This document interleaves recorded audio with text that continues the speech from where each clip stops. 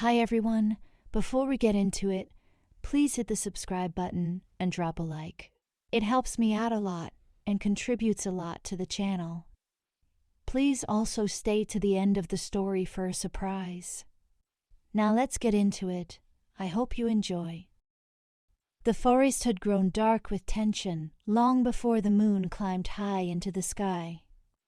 Elara could see how unsettled her packmates were, shifting nervously on their feet, the scent of apprehension rolling off them like a gathering storm. They had known this day might come, but no one ever wanted to believe it would truly arrive. For generations her family had warned that Alpha Cain, a powerful and fearsome leader with a merciless reputation, lurked just beyond the borders, waiting for a moment of weakness. Now, that moment had come. The trees around the small clearing where Elara's pack stood seemed to loom taller than ever, as though even the forest felt the presence of an unstoppable force drawing near. Elara recalled her father's grave warnings when she was still very young. He described Alpha Cain's ferocity as something only whispered about in the darkest of hours. By the time she was old enough to train with her father, she had heard the stories countless times. Cain's pack was unstoppable, and Cain himself was rumored to relish the thrill of combat. He was said to be swift and deadly, never hesitating to destroy anyone who dared oppose him. Back then, it sounded like a nightmare from a distant land, a monster's legend meant to scare pups into obedience. But now, everything felt very real and much too close.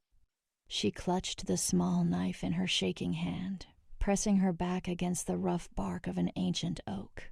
The wind picked up, carrying the scents of pine and earth, mixed with the unmistakable stench of an approaching confrontation. Her heartbeat quickened. It was an involuntary response, a primal surge of adrenaline that told her to flee. Yet she knew she had to stand her ground, had to fight for her pack. Retreating was not an option, no matter how terrified she felt. Her father, a tall wolf with streaks of silver in his hair that testified to years of loyalty in combat, stood at the head of the pack. His face was set in stern determination, though there was a tremor around his eyes that only someone who knew him as well as Elara did would ever spot. He was not an invincible warrior, but he was brave and would protect them until the very end. Though she was hardly more than a young warrior, Elara understood that she might soon have to face her worst fears. A series of howls echoed across the trees, sending every nerve in her body alight. That sound was more than a simple call, it was a harbinger of an inevitable clash. Wolves from her pack tensed, bracing themselves for the onslaught. Some shifted into their wolf forms, fur rippling under the moonlight, jaws parted in low growls, ready to defend the territory that had been theirs for centuries. Elara's throat felt tight. She could sense the raw panic that everyone was trying to quell, but no one knew what nightmarish tactics Alpha Cain's wolves might bring. A rustle in the undergrowth drew her attention. Her hearing, sharp as any well-trained wolf's, singled out the presence of multiple assailants. Then, as if the night itself parted, figures materialized between the trees. They moved with unnerving grace, dark silhouettes stepping across the clearing. Their eyes glowed with a threatening light as they advanced in unison, forming a half-circle around Elara's pack. Within moments, the once spacious clearing felt suffocating. Elara's breath caught in her throat as her gaze landed on the largest figure at the forefront. Even from a distance, Alpha Cain's presence was undeniable. He towered over his warriors with a commanding aura that sent a jolt of fear skittering up her spine.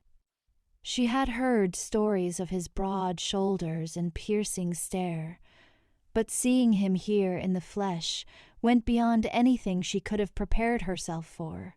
His eyes reflected the moon's glow, giving him a predatory gleam. The set of his jaw spoke of ruthless determination, and every step he took declared that he was a leader who would never be denied. A hush fell over the clearing. Elara's father stepped forward, clearing his throat, trying to hide his own anxiety. "Alpha Cain," he called, his voice firm but not without a tremor. "We know you come here with a purpose. This territory is claimed. We will stand against you if we must." Cain paused, studying Elara's father for a moment, before letting his keen eyes sweep across the assembled pack. His voice, when he spoke, seemed to resonate with the vibrations of the night itself. "I have come for what is mine," he stated coldly. "Your pack has defied the balance of power for too long, and your refusal to join under my banner speaks volumes. There is no reason for further pretense." Elara felt the weight of his words settle like a boulder in her chest. She glanced at her father, who gave only the slightest nod of encouragement. There was no point in offering pleas or arguments. Alpha Cain had come to conquer, and everyone knew it. The tension crackled through the air, and a soft growl rumbled among the wolves behind Elara, though whether in fear or challenge, she could not say. Without warning, one of Cain's warriors sprang forward. The clearing erupted into chaos, a swirl of fur, claws, and thunderous snarls. Elara watched, horrified, as her packmates leaped to meet the attackers. Her own pulse hammered. She knew she had to transform to give herself a fighting chance. Closing her eyes for an instant, she allowed her body to shift. The release of bones and muscle under her skin was painful but mercifully quick, leaving her in her sleek wolf form, low to the ground. The clearing was now a battleground. Fur flew, claws raked, and more than one lupine cry of pain echoed in the night. Despite her terror, Elara hurled herself into the fray, biting at any opposing wolf that tried to overpower her packmates. From the corner of her eye, she saw her father fighting, his jaws locked with an enemy, the flash of his teeth revealing nothing but grim determination. So many nights he had trained her to defend their territory, and now she called on every ounce of that strength. But Alpha Cain himself was a blur. He maneuvered with astonishing speed, dismantling any resistance in his path. There was no wasted motion, no hesitation. Each strike was measured, lethal, and final. Elara had never seen such raw power.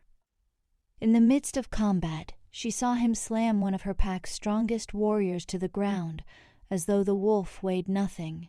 Cain's jaws flashed, and blood sprayed across the dirt. She barely suppressed a whimper, fueling her adrenaline instead, fighting to protect those she loved. The clash raged, but Cain's forces were better trained, more cohesive, and terrifyingly strong. Elara felt a suffocating sense of desperation welling up inside her. Each passing second saw another of her comrades taken down.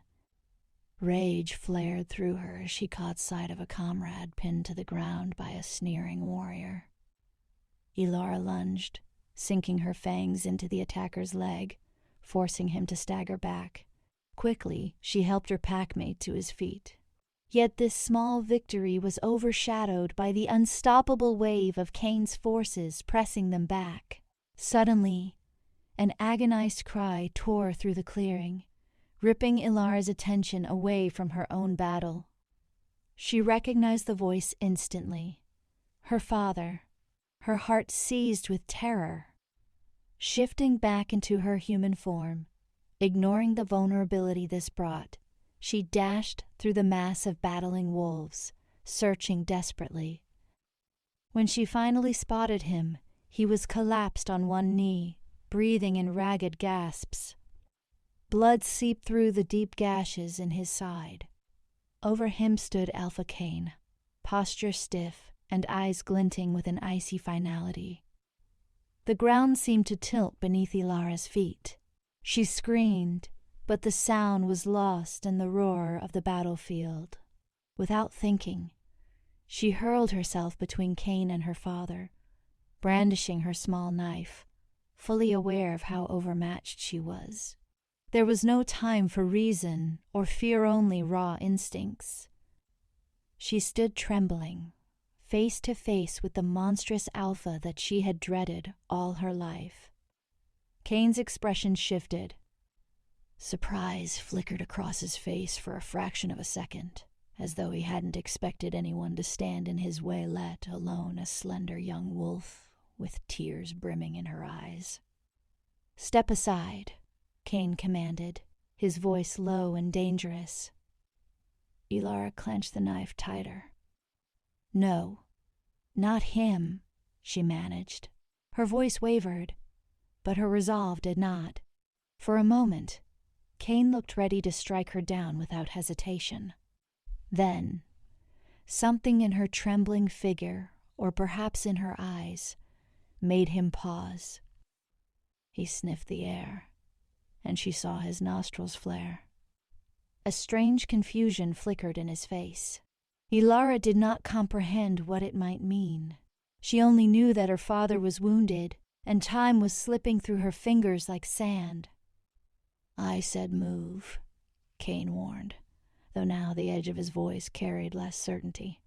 A swirling mix of curiosity and something else shone in his gaze. He gave her a closer look, tilting his head as though he sensed something he had not expected.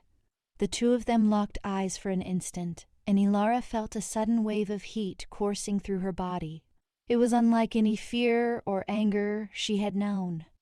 This wave felt almost primal, laced with an intensity that made her knees weak. She blinked, trying to steady herself, but Cain seized her wrist with lightning speed. Her knife clattered to the ground. She gasped, powerless in his iron grip. Still, he did not kill her. Instead, he studied her. It was as though her presence entranced him, a curiosity he could not ignore. She stood there, helpless and shaking, staring back at him. His eyes searched hers, and she thought she sensed a flicker of recognition, or at least a silent question. The looming threat of death hung heavily around them. With painful clarity, Elara understood that her pack was losing. Many of her friends lay wounded, or worse, and the rest had been forced to submit. Surrender weighed on her as the only way to spare her father. Her father coughed, spitting blood, but he caught her gaze and managed a faint shake of his head, wordlessly warning her not to give up. Yet what option did she have? If she kept resisting, Cain would surely end them both. The Alpha tightened his hold, pulling her closer. She could smell the blood on his hands, mixed with the raw, dominating scent that radiated from him. Elara forced herself to meet his stare, though her heart pounded so fiercely that her vision blurred at the edges. In that charged moment, an unexpected tug within her chest spread outward, as though something deep in her soul reached for him without her permission. The feeling terrified her because it was the opposite of hatred, something that could only be described as an unspoken bond. Before she could comprehend it, Cain looked away from her and motioned to his warriors. Their assault ceased, leaving the clearing in a haunting silence broken only by pained whimpers and heavy breathing. Wolves from both sides lay sprawled on the ground, some shifting back into human form, their bodies covered in blood and dirt. Elara sank to her knees, hurrying to her father's side, pressing her hands against his gashes. She glanced up at Cain, eyes wild with desperation. She half expected him to finish what he started, but he remained silent, watching her every move. That night ended in a manner Elara could never have imagined. Alpha Cain spared her father's life, but the pack's fate was sealed. They were utterly conquered. With a single gesture, Cain commanded that his enemy's territory and resources be claimed. The battered survivors of Elara's pack would submit or face extermination. That was the reality of war. Yet while he ordered the surrender of everyone, his harsh gaze kept returning to Elara. A swirl of conflicting emotions tumbled through her, but one thing was sure. Cain had decided she belonged to him. She saw it in the set of his jaw and the heat in his eyes, though he did not put that possession into words quite yet. The moment he grabbed her arm and pulled her from her father's side, she let out a strangled protest. "He needs help," she pleaded. "Your father will be tended to by my healers," Cain stated, nodding at one of his subordinates. "But I have other plans for you." His tone was devoid of compassion, yet there was no denying the flicker of conflict in his expression. No one dared to challenge him. His warriors were silent, though some raised eyebrows at his decision to take her instead of leaving her with the rest of the subdued pack. Elara's father tried to speak, but his voice came out weak. "Leave her," Cain cut him off with a single shake of the head. "She will come with me," he replied curtly. Then, turning to Elara, he added, "Your father will live. That is more mercy than I offer most who defy me. Remember that." Her mind reeled. She wanted to fight, to resist, but fear coiled tightly in her gut. She knew Alpha Cain's reputation. He was not known to spare the weak. Yet for reasons she could not understand, he had spared her family. A fragile hope bloomed, that he might keep his word, but the notion of becoming his prisoner made her skin crawl. She cast a desperate glance at her father. He was too weak to stand, but his eyes, brimming with sorrow and regret, remained fixed on her.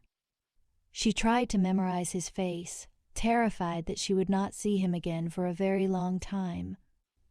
Cain's warriors surrounded her, and even if she tried to run, she knew they would catch her. Numbness set in as she let them usher her away. She could still hear the wounded wise behind her as members of her pack were rounded up. Moonlight beamed down on the clearing where she had grown up, where she had once felt safe. Now, it was just another conquered site in Alpha Cain's expanding domain. It made her stomach churn with fury and grief. They led her deeper into the forest, onto a path she did not recognize. Her captors remained silent, glancing at her occasionally. The hush between them felt heavy. She did not dare ask where they were taking her. She already knew the answer in her bones. She was heading to Alpha Cain's stronghold. She was being torn from everything she had ever known. In that moment, she wondered if she would ever see her father Agenor, if Cain was simply using the promise of his survival to keep her compliant. Eventually, they reached a clearing where torches lined a wagon that appeared to be a supply transport. Cain halted, turning to face her, his intense gaze forcing her to avert her eyes. "Get in," he ordered, opening the wooden door. She felt the presence of his warriors looming behind her, bristling with the potential for violence if she refused. Still, her legs trembled with a sudden surge of defiance. She wanted to tell him that she would never submit to a monster. But looking into his eyes, those hard, calculating eyes, she saw a flicker of something that was neither hate nor cruelty.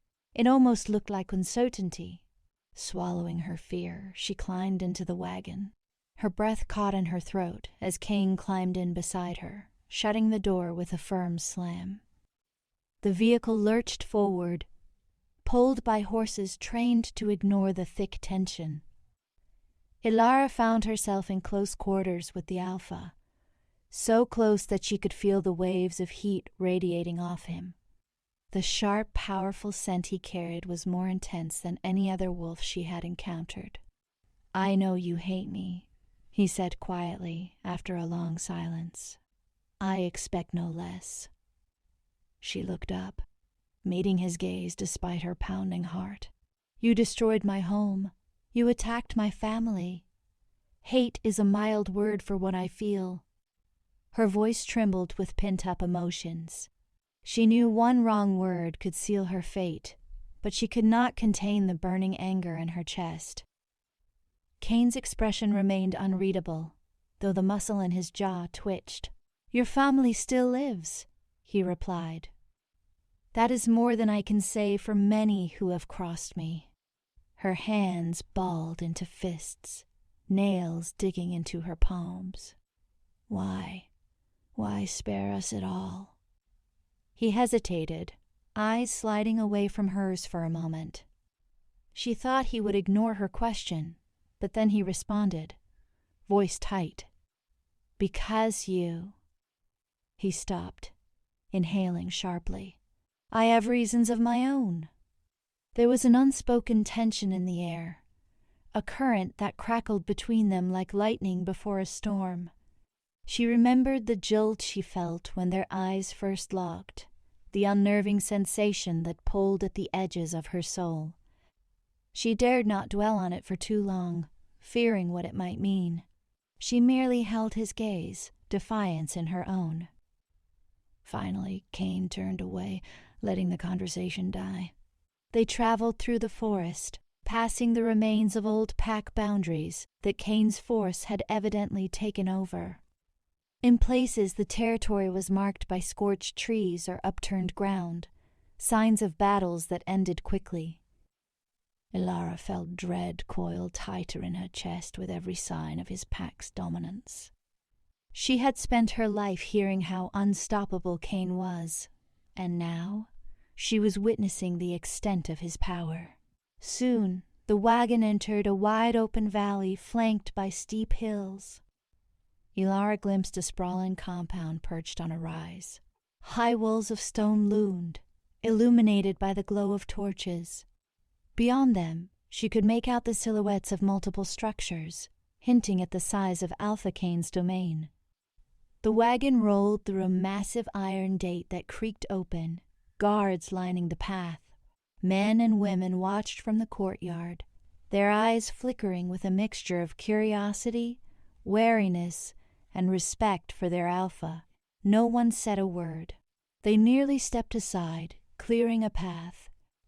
When the wagon halted, Cain stepped out first, extending a hand toward Elara in silent command. She ignored his offered hand and jumped down on her own.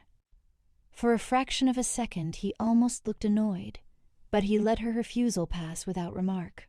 Perhaps he found it amusing to watch her cling to her pride, or maybe he simply expected nothing less. They led her through the courtyard, across paved paths lined with lanterns, and finally into a grand stone building that stood at the compound's heart. The interior was surprisingly warm, a stark contrast to the chilly night air. Tapestries hung on the walls, depicting wolves under moonlit skies or scenes of hunts. The floors were polished stone, and corridors branched off in several directions. This was a fortress, she realized, built as both a home and a stronghold for Alpha Cain's pack. Cain gestured to two guards. "Take her to the holding chamber," he commanded. One guard stepped forward, taking Elara's arm with a gentleness that surprised her. Cain arched an eyebrow at the guard, as if to silently remind him not to underestimate the new prisoner, but he said nothing else. She had expected a dungeon or a dank cell, but the guard led her to a modest chamber down a short corridor. The room was small but not squalid. It contained a narrow bed, a wooden chair, and a window too high and narrow for any escape attempts. A single lantern flickered on the wall, casting dancing shadows across the sparse furnishings. The guard motioned for her to enter, then locked the door behind her. She heard the soft clang of a bolt sliding into place. Left alone, Elara sank onto the edge of the bed. Her mind spun, trying to piece together everything that had happened in such a short span of time. Her home had been overrun, her father gravely wounded, her entire pack subjugated. She had become a hostage of the Alpha she had feared all her life. Yet, amid her anger and despair, something else tugged at here, a sensation she could not name. Memories of his touch, the intense gaze that seemed to burn through her. She forced her eyes shut, trying to chase away the confusion. However, fatigue and stress washed over her, and sleep claimed her almost against her will. Morning arrived with a dull, overcast sky that poured feeble light through the narrow window. Elara woke to the sound of a lock turning. A servanta young woman dressed in plain attire poked her head in, carrying a tray. Without speaking, she set the tray on a small table near the window, then disappeared, locking the door again behind her. Hunger gnawed at Elara's stomach, but she eyed the food with suspicion, unsure if it was safe. The tray held simple fare: bread, cheese, some fruit, and a cup of water. The aromas hinted that none of it was tainted, and desperation pushed her to take a cautious bite. She had no idea what Cain intended to do with her. Keeping her alive for now did not guarantee a better outcome later. She spent the better part of the day pacing the room, inspecting every corner, searching for any means of escape or any clue about her captor's plans. She found none. There was only one small window, too high to climb through, and the walls were solid stone. She tried to focus, reminding herself of her father. He was somewhere in this compound, possibly recovering. She clung to the hope that he was receiving medical attention, that he was still alive. Eventually, the sound of the door unlocking jolted her. She turned to see Alpha Cain entering, his posture rigid, expression as guarded as ever. The guard outside closed the door, leaving them alone in the small chamber. Elara's chest tightened. She did not want to be alone with him. The memory of her father's blood glistening in the moonlight was still fresh, along with all the horrifying images from the battle. Cain regarded her in silence for a moment, his piercing eyes searching hers. "Are you well?" he asked at last, surprising her with the question's civility. "I'm alive," she answered flatly, refusing to look away. "That's about all I can say." His lips pressed into a thin line, as though her defiance irritated him, but there was a flicker of emotion that crossed his face, something akin to doubt or regret. "Good," he said curtly. "I intend to keep you that way." She felt her anger rising. "Why? So you can use me as leverage against my pack? Torture me for information? Or hold me hostage until my father does your bidding?" Cain's eyes narrowed. "I have a plan for you," he admitted, taking a step closer. "But it's none of those things." He paused, tension emanating from his stance. "There is something about your sentate suggests a connection we cannot deny. You feel it too, don't you?" Elara's mind swirled. She bristled at the implication. "I feel nothing but hatred for you," she spat, though the moment she uttered those words, her stomach twisted with the knowledge that she was lying. She remembered that overwhelming surge of warmth that coursed through her when they first touched. She could not ignore it, but she refused to acknowledge it. Cain's gaze hardened. "Do not lie to me," he warned quietly. "I sense it as surely as you do. Something has awakened in me, something I cannot afford to ignore. And if my instincts are correct, it is the same for you." Elara's breathing grew uneven. She did not understand how the infamous Alpha could be standing here, speaking about unexplainable connections in such an intense way, especially after demolishing her pack. She wanted to scream that he was insane, but the unrelenting awareness of him, that electric tension crackling in the air, made her heart pound. She despised him for it, and despised herself even more for responding to his presence on any level beyond pure rage. Clinging to her resolve, she jutted her chin forward, letting bitterness drip from her tone. Then you're as delusional as you are cruel. This so-called connection means nothing to me. My loyalty lies with my pack, the same pack you attacked without mercy. His expression turned grim, yet he did not lash out. Instead, he stared at her in a silence that felt far too intimate for her liking, as though trying to unravel her defenses one layer at a time. Finally, he spoke in a calm, low voice. I do what must be done to protect and strengthen my territory. My methods are harsh, but they are necessary, if you think my heart is made of stone. You are free to believe that, but you belong to me. No, and I do not take that lightly. Belong to you? Elara echoed, her voice shaking. I will never belong to you. A flicker of something flashed in Cain's eyes. Anger, perhaps, or frustration. And yet, here you are, under my roof. I spared your father. I offered mercy to your pack.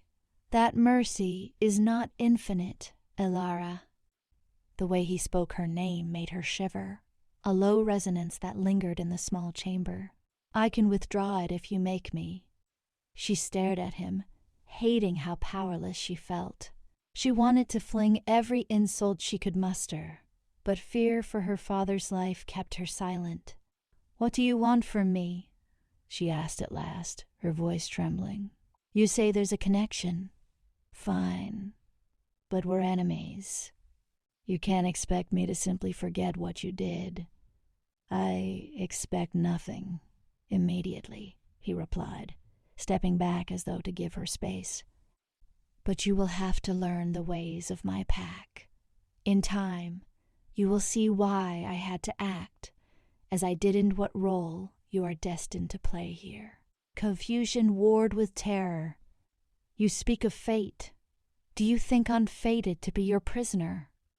He let out a dark, humorless chuckle. Prisoner is not the word I'd use. But for now, you have no choice but to stay in this fortress, under my protection. He paused, the corner of his mouth tightening. Know this, Elara. You are more important than you realize. I will not harm you, but your cooperation will make things smoother for everyone.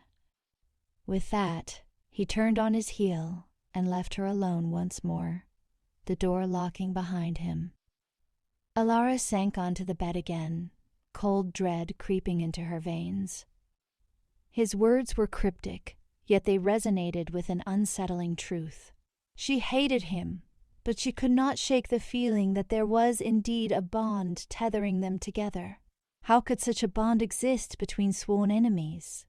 Days slipped by in a blur of silence. The same servant brought her meals. Sometimes Elara paced the room. Sometimes she sat listlessly, replaying the last battle and her father's injury. She wondered if her father was still alive and healing, or if Cain's mercy had run its course. Each night, she lay awake on the small bed, tortured by nightmares of her pack's destruction. On the third day, Cain returned. He instructed her to follow him, leading her through winding corridors to a large courtyard at the fortress's center. The yard was an open space where wolves sparred, practiced archery, or honed their transformations.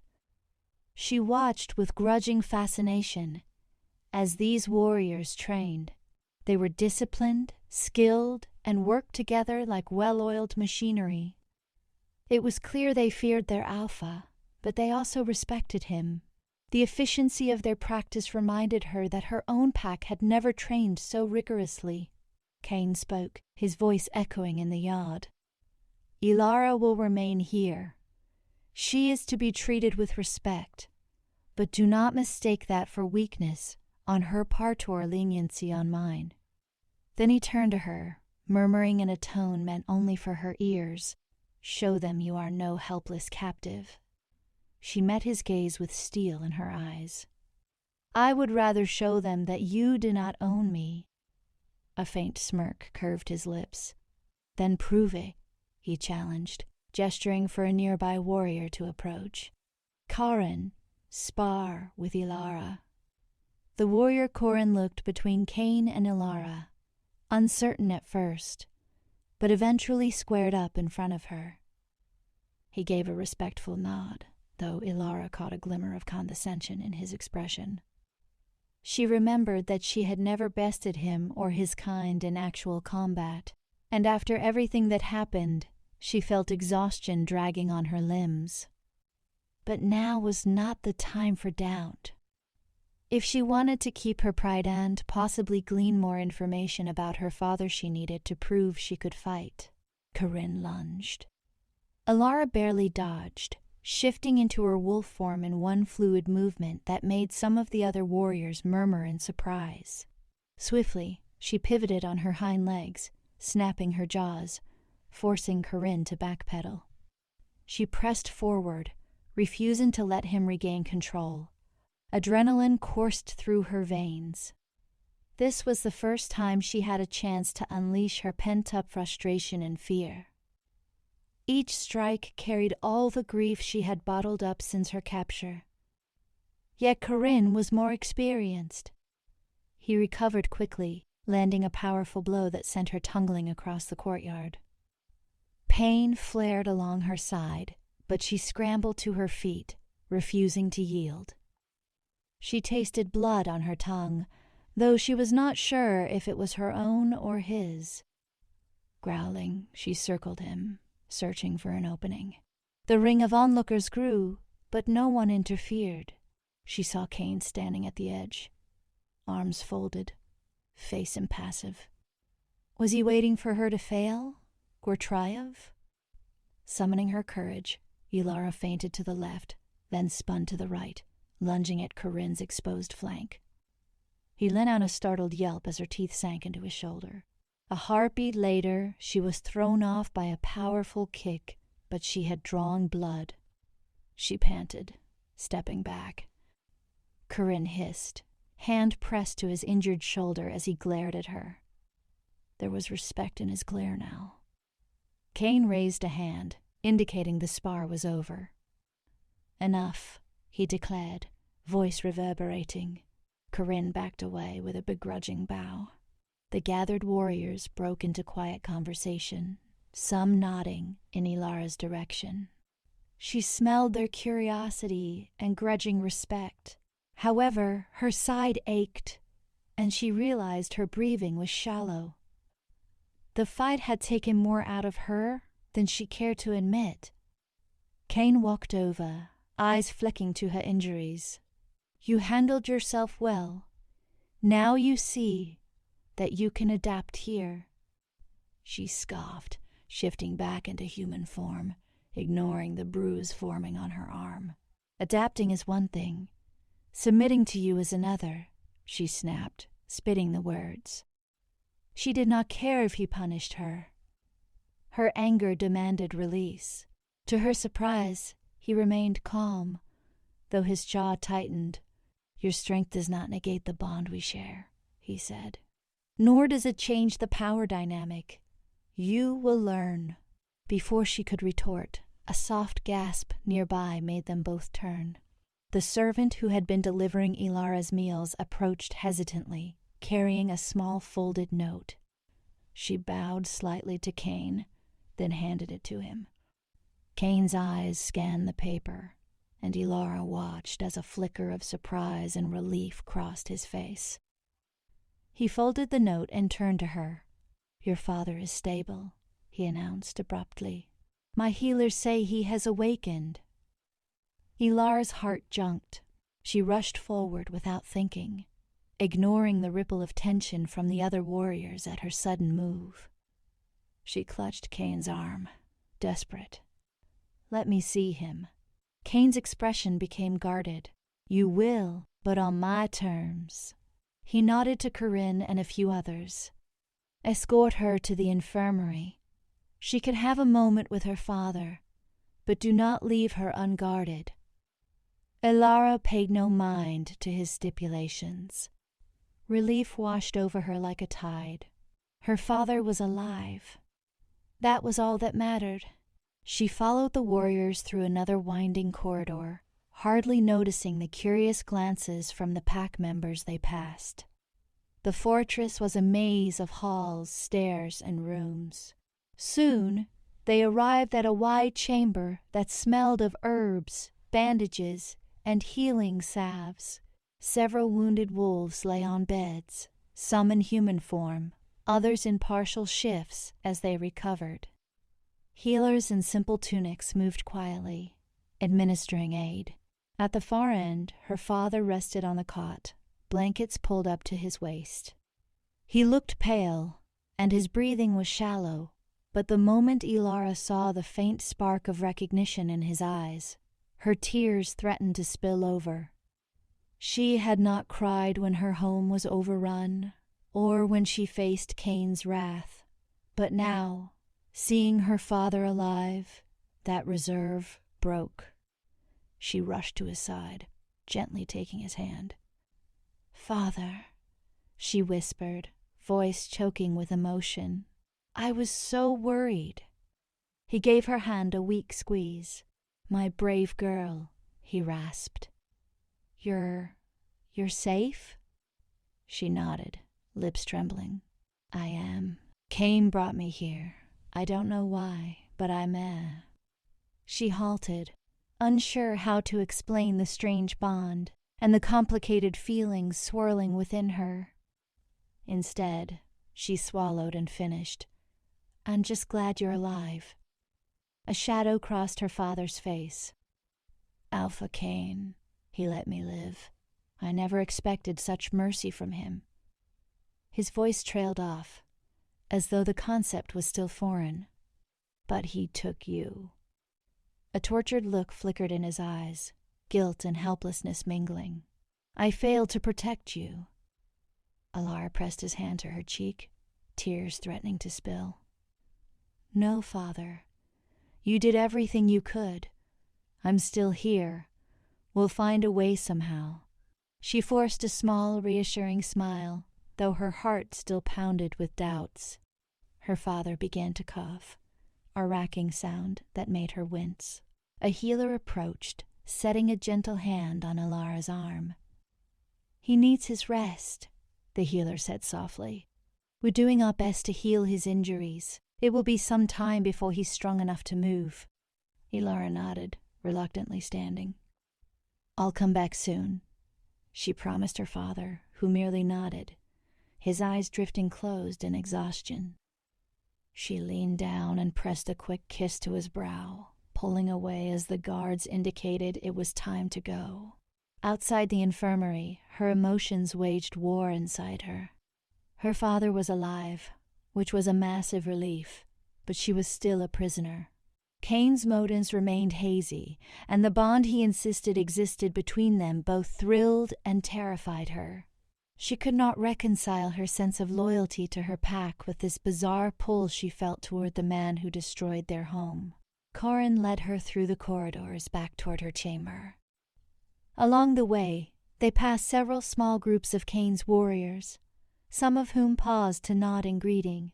She felt their curiosity prickling at her, as though they wanted to know what made her so special that their alpha had singled her out. She walked with her head held high, refusing to show vulnerability, even though she burned with questions. Back at herself, though, in truth, it was more like a modest room she found Cain waiting. He dismissed Corinne and the others with a short order, leaving Elara alone with him once again. Her pulse quickened, but she steadied herself. She refused to cower, even if her emotions were in turmoil. "He is recovering," Cain observed, his tone inscrutable. "You've seen I kept my word. Now perhaps you'll cooperate more willingly." "Cooperate with what?" Elara demanded. "You talk about a bond, about me belonging to you, but all I see is a conqueror who thinks he can claim anything he wants." Cain's jaw clenched. She saw a flash of anger in his eyes, but he inhaled deeply, as though reining in his temper. I take only what is mine by right, and you are something different. He stepped closer, so close that she could feel the heat emanating from him again. I despise your defiance as much as I respect it. You intrigue me. Our wolves, they recognize each other, though your mind denies it. A swirl of confusion and reluctant yearning clutched at Elara's heart. She recalled the first moment he laid eyes on her in the clearing, the way time seemed to stand still. She remembered the electrifying sensation in her veins, and how a traitorous part of her had responded to his presence even in the midst of battle. This was not logical or fair, and it left her feeling trapped. She scowled, summoning her courage. You speak as if fate is on your side, but fate would never tie me to a monster. He flinched at the word monster, a momentary flash of pain crossing his features. Then his expression hardened again. I am no saint. I have done terrible things to protect my pack. But call me what you will, your heart will learn the truth. For now, you are not free to leave, but I will not lock you away in that room if you choose to walk with me. I want you to see how my pack lives, understand why I lead as I do. She eyed him warily. And if I refuse, that is your choice, he replied, brow furrowing. But you'll spend your days within these walls, watched constantly, until you accept that you have a place here. The finality in his tone made her shiver. She thought of her father, lying wounded in the infirmary, the fate of her remaining packmates uncertain. She thought of her own predicament, caged by conflicting emotions. Hesitantly, she nodded. All right, she whispered, though the taste of agreement felt bitter. Show me your pack, show me what I've been taught to hate my entire life.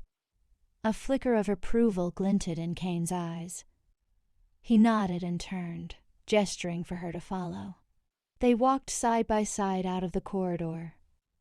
The fortress bustled with daily life, patrols being arranged, hunts returning with fresh meat, young wolves training to harness their shifting abilities. It was a harsh, disciplined environment, but it was undeniably structured. Every member, from the smallest pup to the oldest elder, had a place and a role to play. As they strolled through the open courtyard, Elara tried to reconcile this apparently well-organized community with the stories she had heard of Cain's cruelty. Certainly, his methods of conquest were ruthless, and she had personally witnessed his brutality. Yet, she also saw how his wolves looked at him with a respect that bordered on admiration. Some even dared to smile in his direction. They obviously trusted him. Cain guided her to the stables, where horses were kept for long-distance travel and supply runs. A stable hand greeted him warmly, scratching the head of a tall bay horse. Cain patted the animal's flank, nodding for Elara to come closer. She approached warily, running her hand along the horse's velvety nose. The gentle creature nickered softly. Her name is Dawn, Cain said. One of our fastest. She served our pack well. His tone was almost fond, and Elara stared at him. Was this the same cold-blooded Alpha who had nearly killed her father? They moved on, crossing another courtyard to watch a group of young wolves practicing transformations under an older mentor's guidance. Elara saw uncertainty on their faces, the same kind she had felt as a pup when she first shifted. She almost smiled, remembering the clumsy attempts of her own early transformations. She recalled how her father had shown her infinite patience. Watching these pups struggle and grow made her feel a stab of nostalgia and sadness. This place was so different from her old home, yet parts of it were strikingly familiar. The everyday life of a werewolf, pack learning, feeding, hunting, protecting was universal. Cain spoke quietly, drawing her attention back to him. We are not so different, Elara. We both have responsibilities to our packs. We both know what it is to fight for survival. I do what I must to keep order and protect my people from threats, even if it means absorbing smaller packs into my own. She bristled, folding her arms. You call it absorbing smaller packs, but it's more like crushing them. We never threatened you. We wanted to be left alone. His gaze hardened. Isolationism can be a threat if it fosters alliances that undermine the pack's stability. Have you not heard the rumors of roving rogues and their desperation? Unity is strength, and I am forging a territory that will not fall apart under outside pressure. In time, you might see the reason behind it. She thought of the fear in her father's eyes, the blood spilled in their clearing. I have seen what your so-called unity looks like, she said bitterly. All that remains is destruction and submission. A muscle twitched in Cain's jaw, but he bit back his retort. Instead, he spun on his heel, leaving her standing there for a moment. She exhaled shakily, following him as he led her to a small garden near the back of the fortress. High stone walls sheltered it, with neat rows of herbs and a few patches of vegetables that thrived in the sunlight. The fragrance of thyme and rosemary drifted through the air, lending an unexpected serenity to the fortress's otherwise militant atmosphere. Cain paused near a stone bench, facing her. Do you believe everything is black and white? He asked softly. That I am simply a heartless tyrant with no redeeming qualities? She swallowed, a rush of conflicting emotions rising within her. The memory of his lethal efficiency in battle clashed with the images of him gently patting a horse or letting children run about in the courtyard. You've given me little reason to think otherwise, she finally said. He nodded, as if acknowledging the truth in her words. Perhaps, but you will stay, and you will learn. And eventually, you will realize that beneath the blood and steel, there is purpose. He stepped closer, letting the gentle scents of the garden fill the space between them. And about that bond we share, do you truly feel nothing? Her heart pounded. She wanted to deny it, to scream that she felt no pull to him, but her body betrayed her, heat surging through her veins at his proximity. She was certain he could smell the spike in her scent, read the subtle quiver in her breath. Shame and anger warred inside her, yet she clung to denial as her shield. I will never accept it, she said in a choked whisper. Cain's eyes darkened with something akin to regret or frustration. That may be, but it doesn't change what's real. Your father will continue to heal. Your pack will not be harmed as long as they follow the rules. In the meantime, you will remain by my side, learning how this pack operates. He lowered his voice, each word resonating with quiet intensity.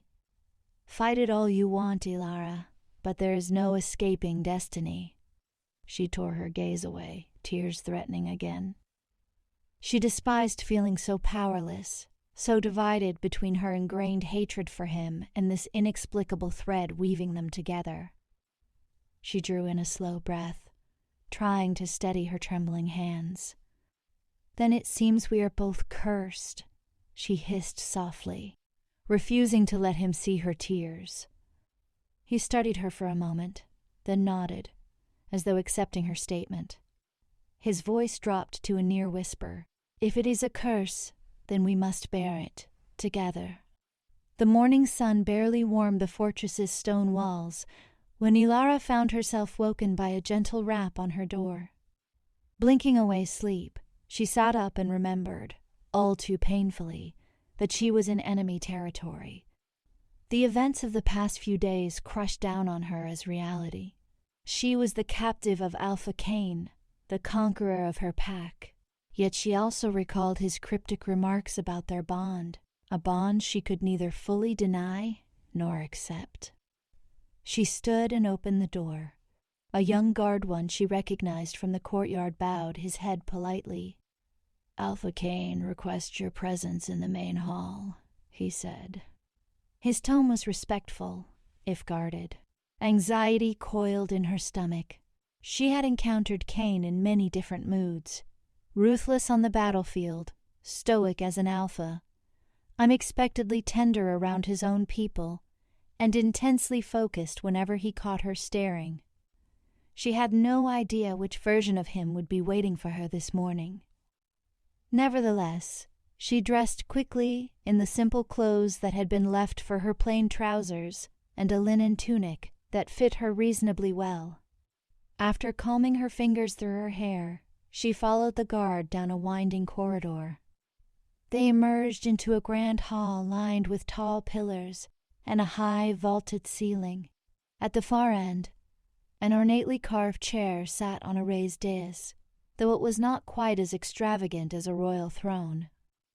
Cain stood to one side of it, surrounded by a cluster of his subordinates, speaking in hushed tones. As soon as Elara entered, Cain's gaze slid toward her.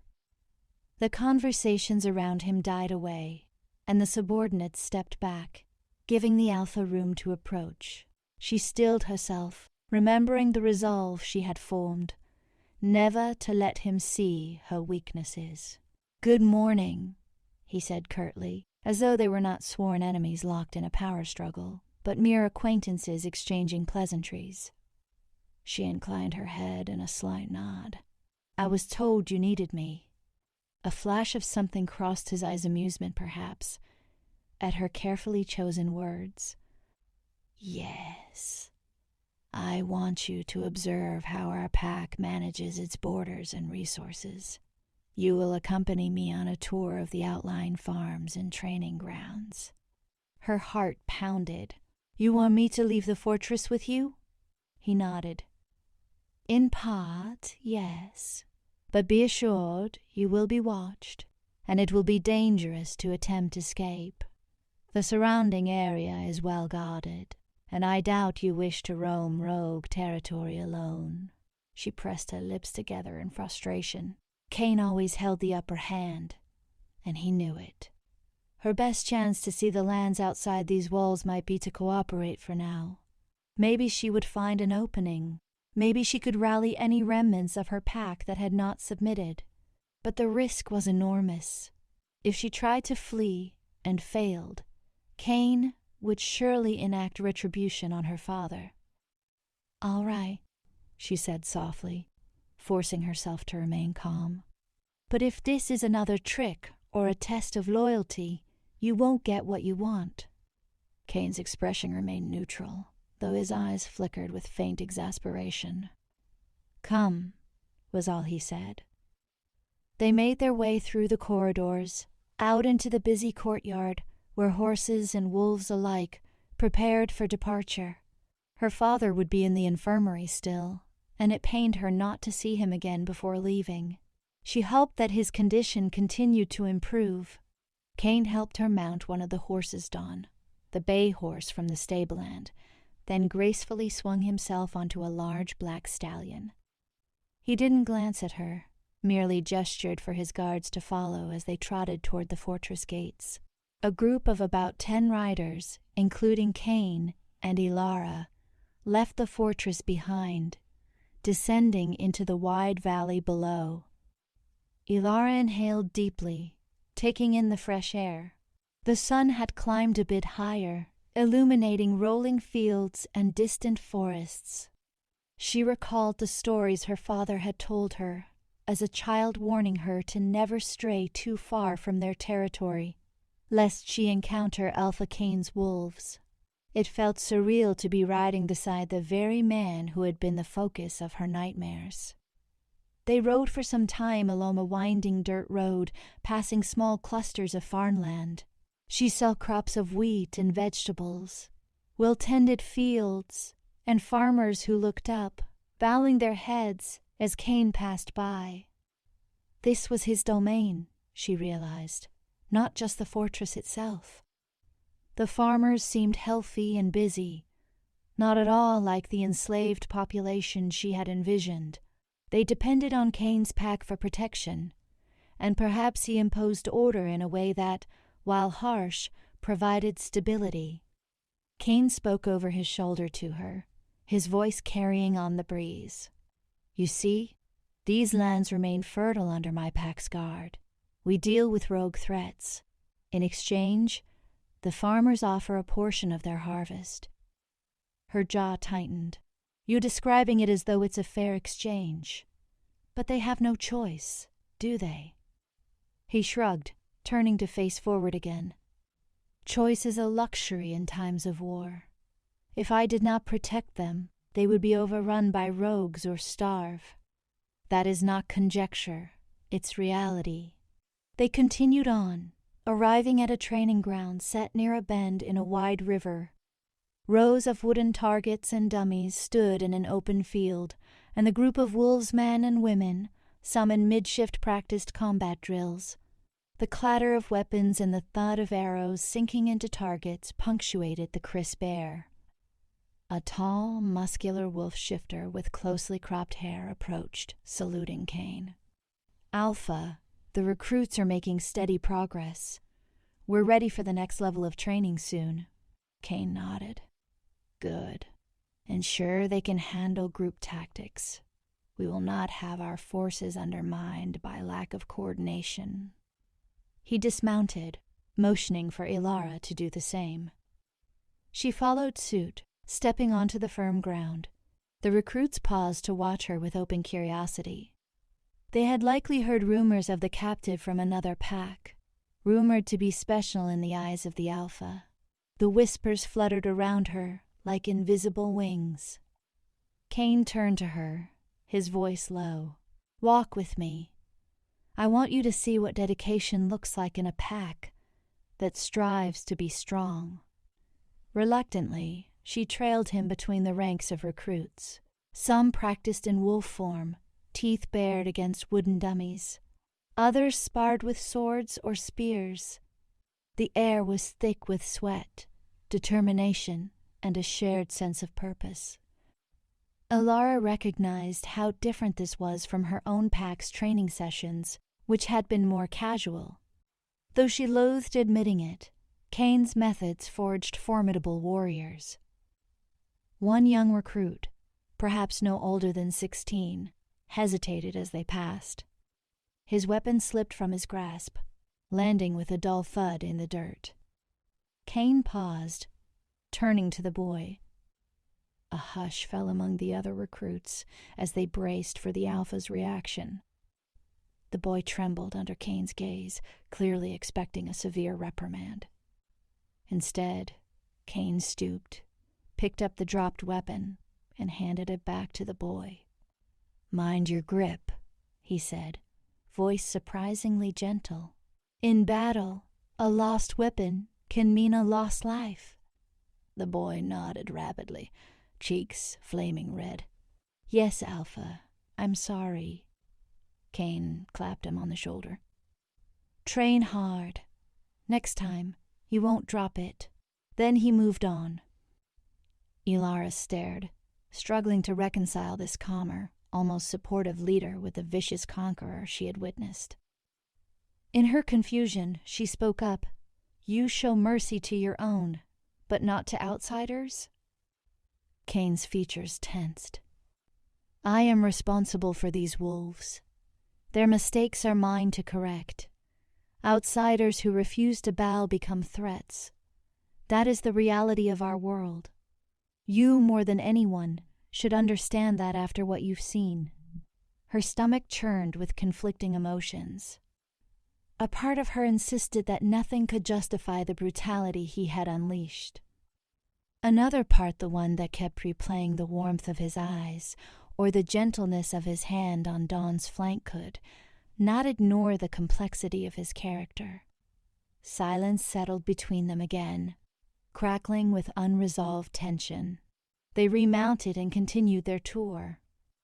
The sun climbed higher, beating down on the traveling group. Eventually, Cain led them to a rocky overlook that provided a sweeping view of the territory below.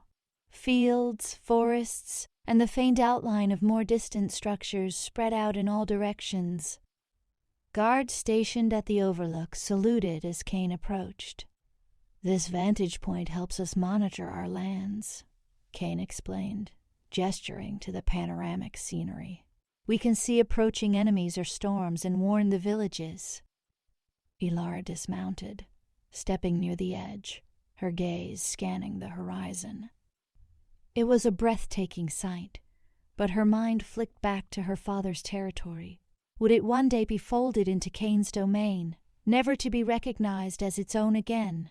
She twisted to look at him, arms folded. "You speak of vigilance, yet you are the one who attacked us."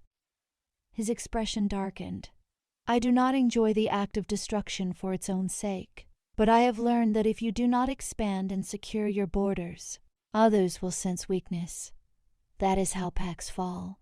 When a neighboring territory does not ally itself with us, it is only a matter of time before conflict arises. I choose to strike first, to ensure we remain in control." Her lips pressed into a grim line. "It sounds like an endless cycle of violence." He sighed, a tired edge in his voice. "Perhaps it is, but I would not see my people suffer at the hands of those who might attack us. I would rather be the aggressor than the victim." Elara felt frustration coiling in her chest. She longed to refute him, to proclaim that peace was possible without conquest. But she also remembered how her own pack had lived in anxious isolation, warily eyeing the borders in fear of rogues or more powerful groups. Her father had always insisted on caution, yet even that was not enough to stop Cain's invasion. A wave of hopelessness swept over her. She was about to retort when one of Cain's scouts rode up the path, dismounting in a flurry. "Alpha, we have trouble near the western boundary. A rogue group was spotted harassing a farming settlement. We chased them off, but they're lurking near the river." Cain's eyes flared with immediate focus. "How many?" "Not more than 5 or 6. But they're vicious, hungry. Could be more nearby." Cain nodded, turning to Elara. "You want to see why I rule the way I do? Then come. Witness what happens when rogues roam free." To his warriors he commanded, "Half of you, come with me. The rest, maintain positions here. Make sure no other threats slip in while we deal with this." Elara found herself swept along by the sudden shift in momentum. They galloped down from the overlook, heading west through narrow trails. Her heart thundered. She had never encountered rogues beyond hearsay and warnings, but she knew they were outcasts with no pack structure, often desperate or unstable. Cain guided them through dense woods, urging the horses to a swift pace. Eventually, the group emerged near a small settlement cluster of simple wooden homes near a rushing river. A pungent tension filled the air, and as soon as they neared, the farmers shouted warnings of wolves on the outskirts.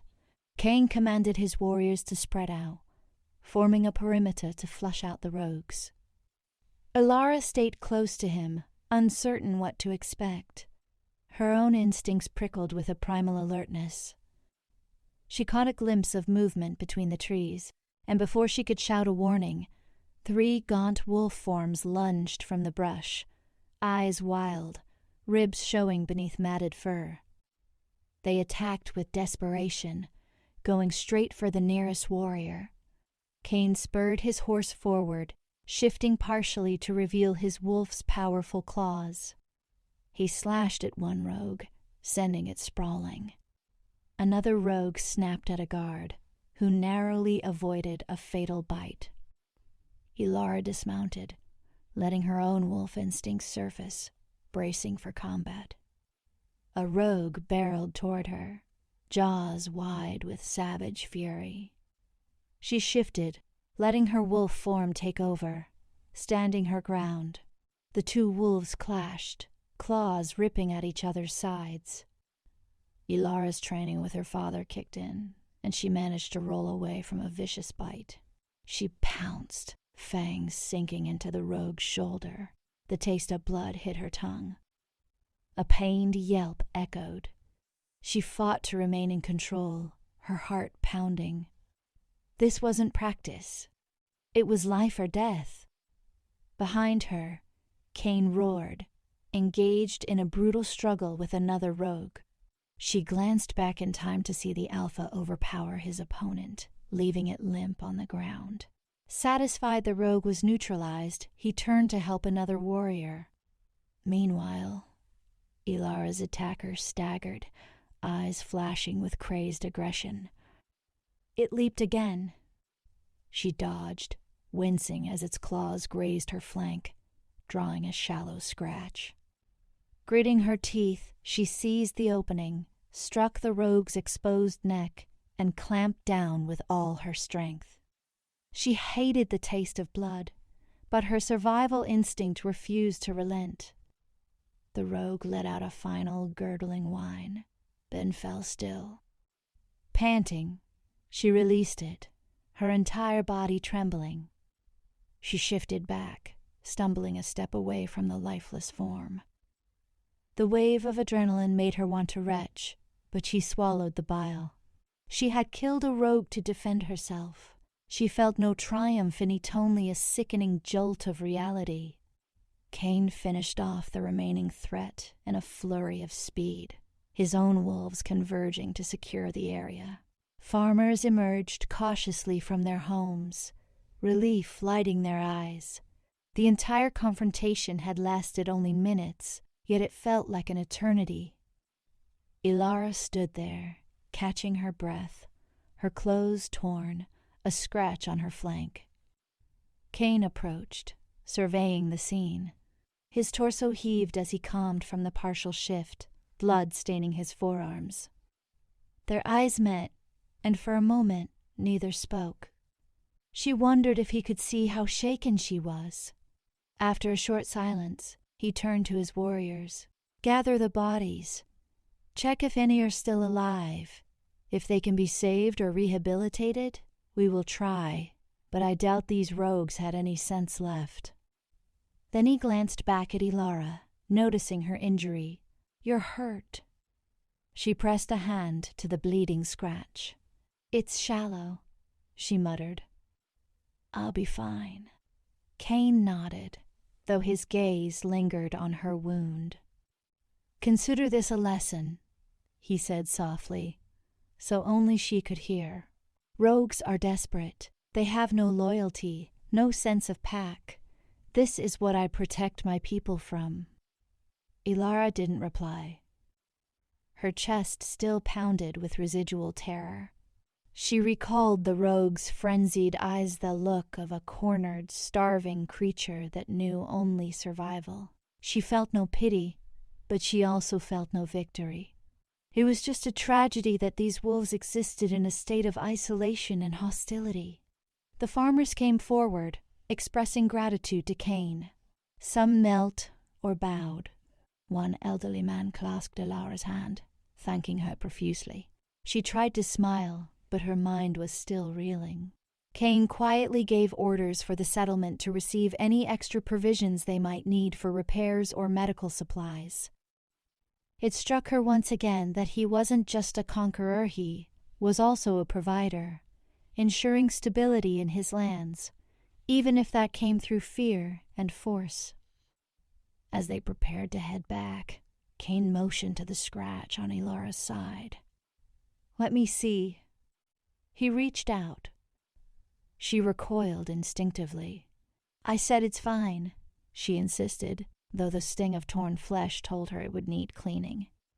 He folded his arms, regarding her with an air of impatience. "You may hate me, but you shouldn't neglect a wound. Infection is no small matter." One of the warriors stepped forward, offering a small pouch of medicinal herbs. "Alpha, I can tend to her." Cain nodded, stepping back. Elara relaxed slightly, as the warrior, an older woman named Idris, gently examined the scratch and applied a poultice. Idris's touch was firm yet kind, and Elara found herself whispering thanks. The older woman nodded, handing her a strip of cloth to hold it in place. The ride back to the fortress was far quieter. The tension in the air felt heavier than ever. Elara could sense Cain's eyes on her from time to time, but he didn't speak. She was grateful for the silence. Her thoughts were scrambled. Part of her wanted to lash out, to declare that no amount of protection justified his invasion of her home. Another part recognized that the world they lived in was dangerous and unpredictable. He was not wholly unjust in wanting to safeguard his territory. The cruelty lay in his methods, but the end result seemed to be a functioning, secure society. Upon their return, evening shadows stretched across the courtyard. The fortress bustled with guards changing shifts and cooks preparing the evening meal. Cain dismounted, speaking briefly to his head warrior, then approached Elara with an air of finality. "I'll escort you to your room. You should rest." Too exhausted to argue, she slipped off Dawn's saddle.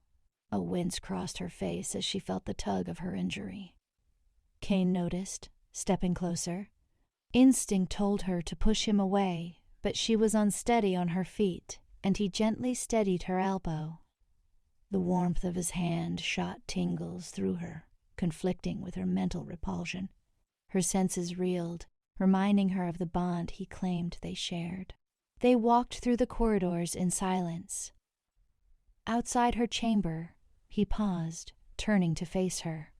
His voice was low. "Today, you saw a piece of what I deal with daily. You can think I am a monster all you like, but you cannot deny that this land needs someone strong." She looked away, struggling to find words. Finally, she said, "Perhaps, but it doesn't have to be you." A bitter smile quirked his lips. "If not me, then someone worse. Trust me, I wasn't always this way." Curiosity flared in her, but she refused to ask for details. It felt too personal, too dangerous. She pressed her back against the door, reaching for the handle. "Good night, Alpha Cain," she said, her tone clipped. For a moment, he stood there, his gaze taking her in. Then he gave a curt nod and turned away, his footsteps echoing down the hall. Elara watched him go, unable to shake the swirl of questions that rose in her mind. Had he truly been different once? What had hardened him into the formidable leader he was now? She slipped into her chamber, bolting the door behind her. Alone in the flickering lantern light, she removed the makeshift bandage to inspect the scratch. Idris had done a good job, and the bleeding had stopped. Her mind drifted to the battle with the Roguettes, the ferocity in their eyes, the savage desperation in their attacks. If not for Cain and his warriors, the farmers would likely have been slaughtered. Was it possible that, in some warped sense, Cain's rule was a shield for the vulnerable? She sank onto the bed, burying her face in her hands. The conflicting emotions were tearing her apart. She still loathed him for attacking her pack, yet she couldn't deny the glimmers of nobility in his leadership. And then there was the matter of the strange pull she felt toward him, the primal tug of a bond she could neither control nor fully comprehend. She found herself replaying his gestures, the way he had protected his own warriors, the gentle reprimand he gave the young recruit, the fleeting concern in his eyes when she was hurt. Late into the night, she lay awake, wrestling with the knowledge that she was not as steadfast in her hatred as she wanted to be. She recalled how easily his presence stirred her senses, making her wolf stir with longing. She hated how her wolf could possibly want anything to do with the Alpha who had spilled her pack's blood. But if the mate bond was real, refusing it might prove more difficult than she ever imagined. Morning arrived too soon. Her chamber door opened to reveal Idris once more, with a tray of breakfast and fresh bandages. "Alpha Cain wants you to recover today," the older woman explained kindly. He suggests you rest until your wound improves. Elara winced at the twinge in her side, but tried to wave off the help. It's just a scratch. Idris set down the tray, gazing at Elara with a mixture of empathy and caution. My dear, you've been through a lot. Even a minor wound can turn serious if not cared for. Let me help you clean it. She guided Elara to sit near the window, carefully unwrapping the old bandage. You're from the Night Vale pack, yes? Elara stiffened at the mention of her home. Yes, she said, voice tight. Idris nodded, dipping a cloth in warm water and cleaning the dried blood. I see. I'm familiar with your fatherly reputation, at least. He was always known to be honorable and protective of his people. She glanced at Elara. I'm sorry for what happened. War is never simple. The remark caught Elara off guard. She swallowed, bracing against a rush of pain and emotion. Did you support the attack? She asked, not meeting Idris's eyes. The older woman paused her ministrations, as though choosing her words carefully. I support the Alpha because I believe in his vision for unifying these lands. Does that mean I like everything that happens in war? No, but I've seen the horrors of endless conflicts between packs. If Alpha Cain can end that cycle by force, perhaps it's the lesser of two evils. Elara shook her head, tears burning behind her eyes. People died. My father was nearly killed. How can anyone justify it? Idris set aside the cloth, applying a new layer of salve gently. I don't have a simple answer for you, my dear. The world of wolves has always been a struggle for dominance, territory, and survival. It's brutal. I can only say that, under Cain's rule, many have found stability who once lived in fear of rogues or rival packs. It doesn't undo your pain, but it's not as black and white as you might think. Silence filled the chamber as Idris finished bandaging the wound. Elara stared at the rays of morning sunlight spilling through the small window, feeling a surge of confusion. Her entire life she had been taught that Cain was a monster. Now she was hearing from those within his ranks that he was a necessary evil, or even a savior of sorts for some. How could both realities exist simultaneously? Thank you, she murmured, gingerly adjusting the bandage. Idris nodded and gathered her supplies, leaving quietly. Elara ate her breakfast mechanically, lost in thought. Her father was still recovering. Her pack was subjugated. She was trapped here, forced to contend with both her hatred and a mysterious bond. At midday, she ventured out into the corridor. The guard stationed at her door stepped aside, not restricting her. Alpha's orders, the guard explained shortly. You may move about the fortress, but if you attempt to leave, we are to stop you. Elara bristled. I have no intention of trying to run off with this injury, but I want to see my father. The guard nodded. He is in the infirmary, as you know. I can escort you there.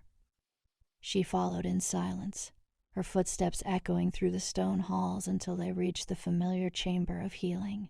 Her father lay in the same cot, his color looking slightly better.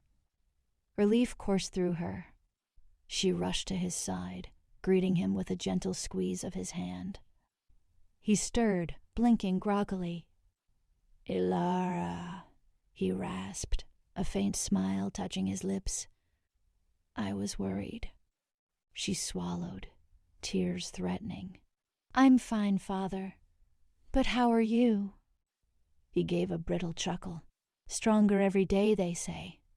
Though I have Cain's healers to thank for that. Strange times we live in.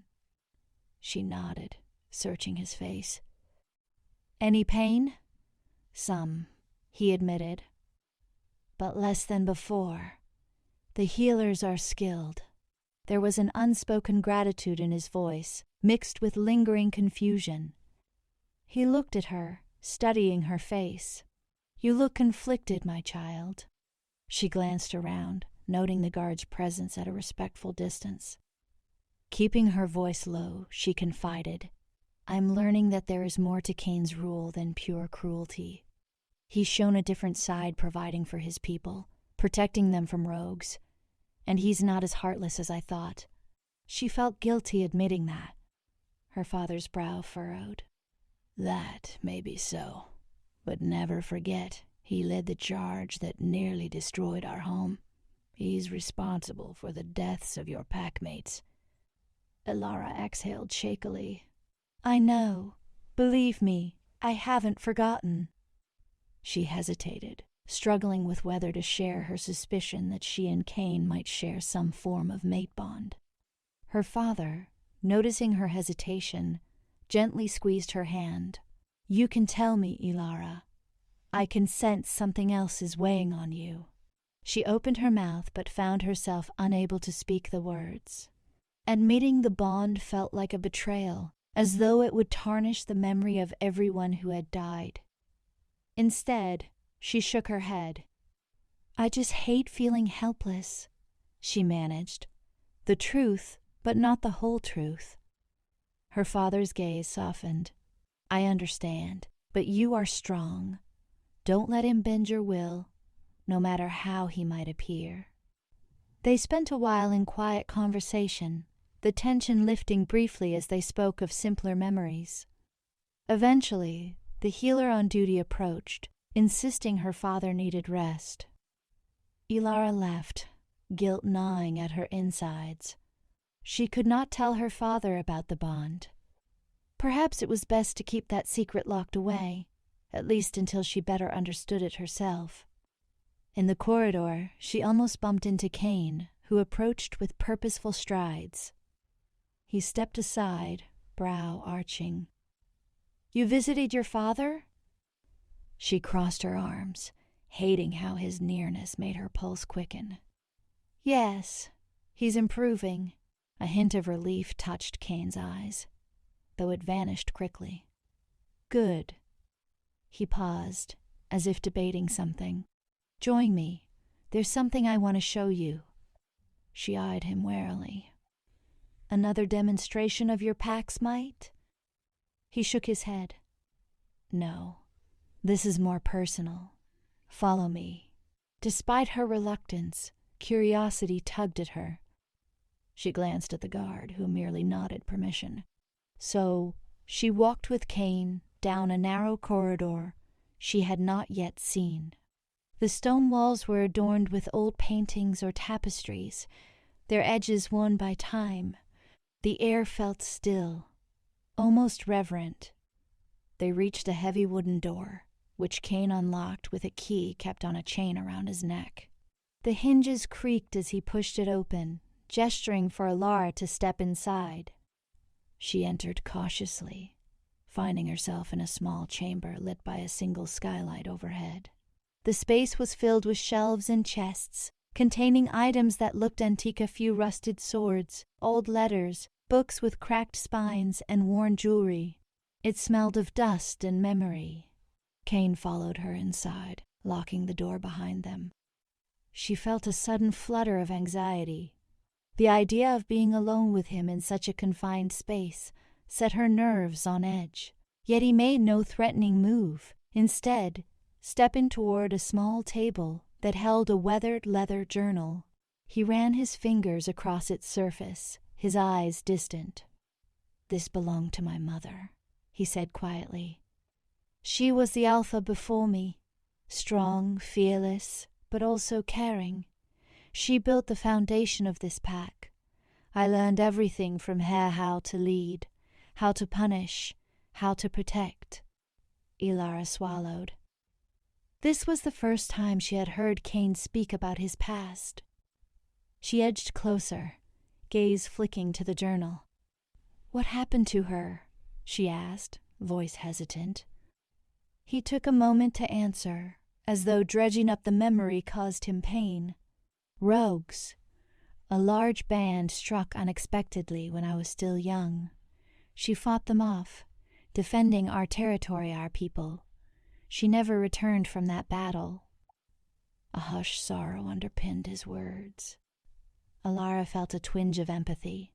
Losing a parent in such a violent way, she could see how that might mold someone into a hardened leader.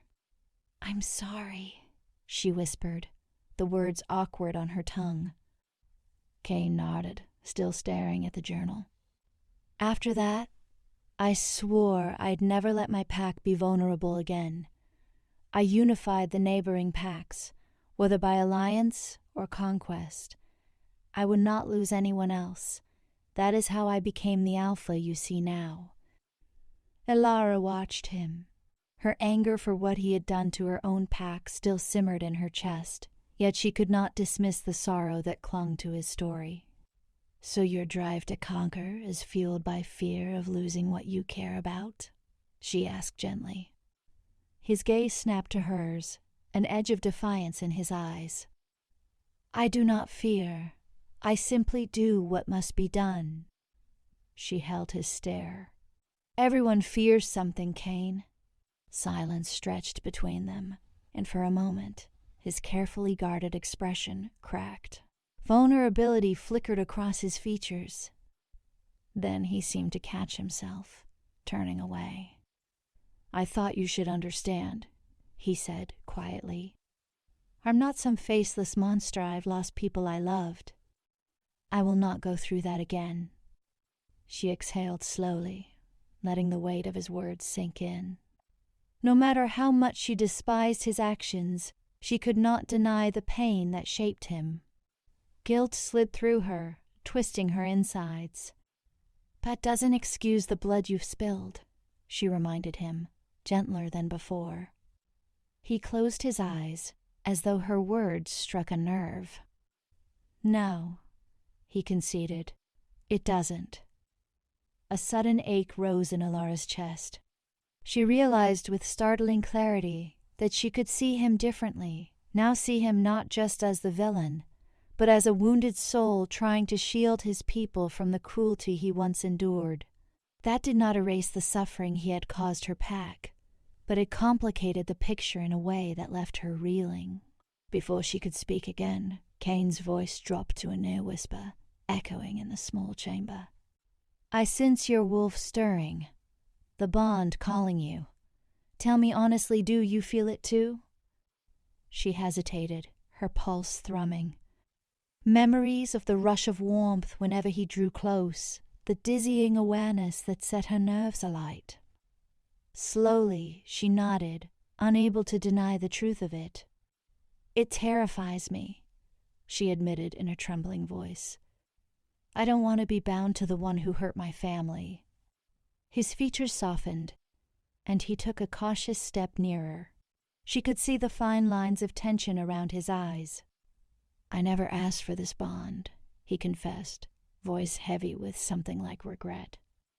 "It's beyond my control, but I cannot ignore it."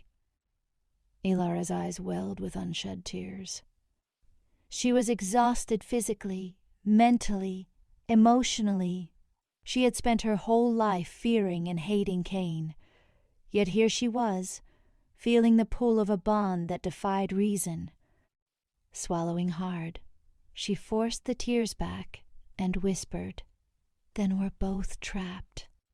Cain closed the space between them, tentatively raising a hand to brush her hair back from her face. She stiffened, every muscle tensed, but she did not pull away. The warmth of his touch sent a shiver through her, the silent acknowledgement of a connection they both despised yet could not escape. Suddenly, the door rattled. A voice from the other side called urgently, "Alpha, we need you in the war room. There's news." Cain let his hand drop, blinking as though emerging from a dream. "I'll be there," he replied, his alpha tone returning. Casting one last glance at Elara, he quietly said, "Stay here if you wish, or return to your chamber. I won't lock you in this time." She nodded, feeling strangely hollow. He unlocked the door and stepped out, leaving her alone amidst the relics of his past. She stood there, breathing unevenly, surrounded by the legacy of the Alpha she never wanted, but could not fully condemn. The chamber seemed to close in on her, so she hurried out and found her way back through the corridors. Her thoughts churned in a storm of confusion. She hated him for what he had done, yet she pitied him for the pain he had endured. She wanted to break free from this fortress, yet she could not tear herself away from the bond that pulled at her wolf's soul. Every direction felt fraught with peril, leaving her uncertain of where she truly stood. At the door to her chamber, she paused, leaning against the cold stone wall. She pressed a hand to her pounding heart. Duty to her fallen pack demanded she resist him at all costs. But her wolf, swayed by instinct and the undeniable link, howled for a connection she could barely comprehend. Torn between loyalty and longing, Elara found herself in a limbo that threatened to consume her. There in the fortress of her enemy, she realized that the greatest battle might not be fought on any field, but within her own heart. Elara awoke the next morning with a sense of unease clinging to her soul, fueled by the memory of Cain's quiet admission in the relic chamber. The fortress around her might have been a place of safety for many, but it remained a cage for her, a reminder that her freedom had been stripped away by the very Alpha whose pain and vulnerability she had glimpsed. Her thoughts whirled as she prepared for the day, washing up quickly before tugging on fresh clothes. The bandage Idris had applied still rested against her flank, a sharp reminder of the rogue's claws and her own capacity to kill in defense of her life. Upon stepping into the corridor, she found 2 guards waiting, though they kept a polite distance. Their presence meant there was still no real freedom, only the illusion of it. She swallowed hard, ignoring the tug in her chest that insisted she find Cain. In her mind, she was still tethered to him through a bond that grew more undeniable each passing day. She hated that she wanted to see him, to speak with him. Her pride warred with the peculiar yearning of her wolf, leaving her feeling restless and off balance. She decided to visit her father in the infirmary again, eager for any news that might give her comfort. The guards did not protest when she announced her destination, following her in silence through the labyrinth of hallways. When she reached the wide, herb-scented chamber, her father was already awake, propped against a mound of pillows. He looked marginally stronger than before, color beginning to return to his cheeks. A relief she felt, but could not entirely celebrate, for his predicament remained precarious. "How do you feel?" she asked softly, taking a seat on a wooden stool beside his bed.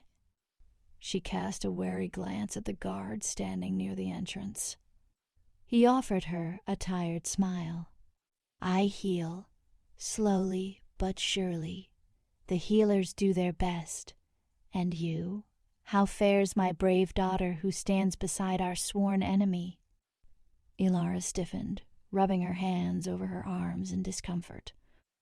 "I'm trying to understand this place, Father. Cain claims he's uniting the territories for protection, but we both know how he goes about it. Yet I can't deny that his people respect him, and they seem genuinely safe here. Her father's eyes darkened. Safe at a cost. Our pack is scattered, subjugated. Some may have fled, but many are forced to bend the knee to Cain. That can't be the only way to find security. I don't think it has to be," she agreed, though doubt rattled her conviction. "He's planning something, Father. He wants me to see every facet of his pack, to show me he's not just the monster we believed. But I can't forget what he did. I can't excuse the bloodshed and the fear." Her father squeezed her hand, wincing slightly at the motion. "Don't let him sway you from your own path. The Alpha bond, it can be powerful, especially if your wolf senses something in him. but never forget your loyalties. We have lost so much already. You must remain strong enough to make a choice that honors what we once were." She bowed her head, heart aching. "I'll try, Father. I promise." Shortly after, Idris approached. Smiling at her father's improving condition, she gently shooed Elara away, insisting he needed rest. Elara took the cue and rose, pressing a quick kiss to her father's brow. She almost bumped into someone as she turned to exit. Cain stood at the door, a polite distance behind the guard. His presence stole the air from the infirmary. Her pulse gave a traitorous leap, and she hated herself for it. "He looks better," Cain remarked quietly, as though the two of them were simply discussing a casual observation rather than the life of the Alpha he had nearly killed. Elara nodded, reluctant gratitude stirring within her. "Thanks to your healers," she murmured. Then, more resolutely, "What do you want?" His jaw set in that familiar display of authority. "I've business in the war room, but your presence is requested. There are matters involving your pack's territory that we must discuss." She tensed. "Matters involving my pack's land?" He nodded solemnly, his eyes revealing nothing. "Come, you have a right to hear what is planned." Despite her wariness, she followed him through a set of imposing doors that led into a large chamber dominated by a heavy wooden table. Maps lay spread out across its surface, covered with markings and symbols that indicated pack boundaries, trade routes, and potential trouble spots. Several of Cain's highest-ranking advisors stood by, turning their attention toward Elara with open curiosity. She felt uncomfortably exposed under their collective gaze. Cain, exuding quiet command, traced a line on the map with his finger. "We have received reports of new rogue activity near the edges of what used to be your pack's territory. With your father's pack compromised, these borders are no longer well guarded. We suspect rogues are moving in, threatening the leftover farmland and smaller settlements." Elara's stomach nodded. Those lands belonged to her people, fragile farmland and villages that had already suffered under Cain's takeover. Now they were in danger again. "What do you intend to do about it?" she asked, voice firm. One of the advisors spoke up, a tall man with streaks of gray in his hair. "We propose sending a detachment of Cain's warriors to secure the area. If the villagers refuse to submit, we will impose martial order until the threat passes." Elara scowled. "So you plan to march in with swords and claws, subjugate them even further? That's hardly going to foster trust or cooperation. You'll make them fear you more." Cain's expression hardened. "Fear is sometimes necessary to ensure protection. We cannot allow rogues to establish a foothold. Or would you rather they were devoured by marauding packs of outcasts? And there must be another way," Elara insisted, her voice ringing in the war room. "Those are my people. They would cooperate if they believed they had a choice, if they saw reason to trust your pack's help." His gaze settled on her, and she could practically feel him weighing the merit of her argument. "They know me only as their conqueror," he said softly.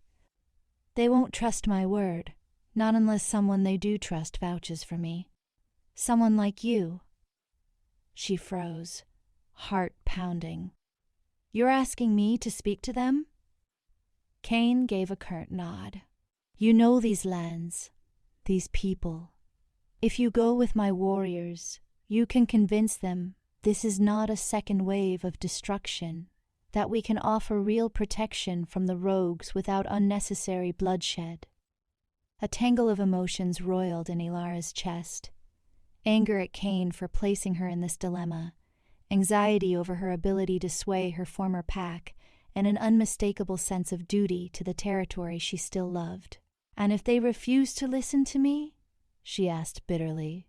He exhaled, eyes hard. "Then I will do what I must to keep the rogues from establishing a threat." I would prefer you prevent that." The war room fell silent. Elara realized every advisor watched her, waiting for her answer.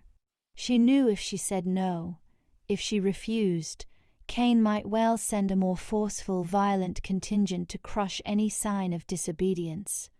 Yet if she cooperated, she would essentially be helping her conqueror gain a stronger hold on her homeland. Her mind spun with the implications, but one thought shone clear. The villagers needed help. They had no chance of defending themselves alone. With reluctance tightening her throat, she nodded. "Fine, I'll go, but your warriors follow my lead on how to approach the villages." Cain gave a single, measured dip of his head, an unspoken agreement that she would guide them. "We leave in the morning." As the meeting ended, the advisors began rolling up the maps, already discussing logistics. Cain moved closer, lowering his voice so the others wouldn't hear. "Thank you, Elara, for choosing a path that spares lives." She bristled. "I'm doing it for my people, not for you." A shadow flickered in his gaze, but he merely inclined his head. "Nevertheless, it may serve both our interests." Then he turned away, leaving her with a swirl of confusion and the weight of responsibility on her shoulders. That night, Elara wrestled with uneasy dreams in her small chamber. In those dreams, she walked the roads of her old territory, greeting neighbors who stared at her as though she were a stranger. They whispered that she stood beside the Alpha who had torn their lives apart. In her dream, she tried to reassure them, but her words sounded hollow and rehearsed. She saw her father, pale and wounded, standing in the distance, disapproval etched onto his face. Meanwhile, the bond with Cain manifested as ghostly threads wrapping around her wrists, pulling her back toward the fortress whenever she tried to run. She woke in a cold sweat, the echo of the dream leaving her trembling and breathless. At dawn, she dressed in practical clothing for the journey, steeling herself against her swirling emotions. Corin was already waiting in the courtyard with a small squad of warriors. Don, the horse, stood saddled alongside them, snorting in the crisp morning air. Cain appeared shortly after, expression serious. Elara inhaled and reminded herself of the mission: protect her homeland's people, mitigate bloodshed, show them they still had hope. Cain addressed his warriors with measured authority, instructing them to follow Elara's guidance in how they approached the villages. Though she sensed some of them bristled at following orders from a former enemy, none voiced dissent. The pack's discipline remained ironclad. They rode out under a pale sky, the fortress gates groaning shut behind them. The journey lasted half a day, winding through forests and over gentle hills that formed the boundary of Elara's old domain. Her gut clenched at every familiar landmark: a twisted oak by a stream, a rocky outcropping overlooking a meadow. Memories flooded her, both comforting and painful. She could almost see her younger self running with friends, training with her father under the golden sun. How could those simpler times feel so impossibly distant? As the sun neared its zenith, they arrived at the first settlement, a cluster of wooden houses around a central well, fields stretching out beyond. Farmers, once part of Elara's pack, looked up in alarm as mounted warriors approached. Some clutched tools or makeshift weapons, their expressions a mix of fear and defiance. The sight tore at Elara's heart. Her people, now trembling before the unstoppable might of Alpha Cain's soldiers. She urged Dawn ahead of the others, lifting a hand in greeting. "Wait here," she murmured to Corinne, who halted with the squad. Slowly, Elara approached the gathering villagers on her own, tension radiating in the dusty air. "It's me," she called, swinging off her horse. Elara, I know you probably thought me dead or exiled, but I'm here to help. She paused, scanning the uneasy faces, searching for recognition. A few voices muttered her name, uncertain but helpful. Rogues have been prowling nearby. We've come to protect you from them. One older woman, her face lined with worry, stepped forward. Protect? You're with him, she said, voice shaking with anger. We've heard stories. He destroyed your pack's main territory. How can we trust you? Elara's throat constricted. She tried to speak calmly, though her heart pounded. I won't lie. Cain's pack did conquer us, but the rogues, they can be even more ruthless. Believe me, I fought them myself. They nearly killed me. We don't want that to happen to you. A middle-aged man with a scar on his cheek spat on the ground. What difference does it make if we trade one set of killers for another? She glanced back at the warriors waiting behind her, aware of how threatening they looked. But she pushed on, determined to maintain peace. I've asked them not to force you into anything. Let them defend the area. Let them show they can be a shield. Not just a sword. If you wish to keep your independence, that can be discussed. Right now, the priority is to keep you safe from rogue attacks. The villagers murmured among themselves, uncertain. Finally, another voice rose, a younger man she recognized from childhood. You were always honest, Elara. If you say they're here to help, we'll give them a chance. But they step out of line even once, and we'll fight. Relief bloomed in her chest. I understand. Please gather your families in the largest building, some place you can fortify. We'll set up a perimeter until the rogues are dealt with. She signaled to Corinne, who approached with careful steps, instructing his squad to spread out. Elara could sense the villagers' distrust and the warriors' tension, but for now, no violence broke out.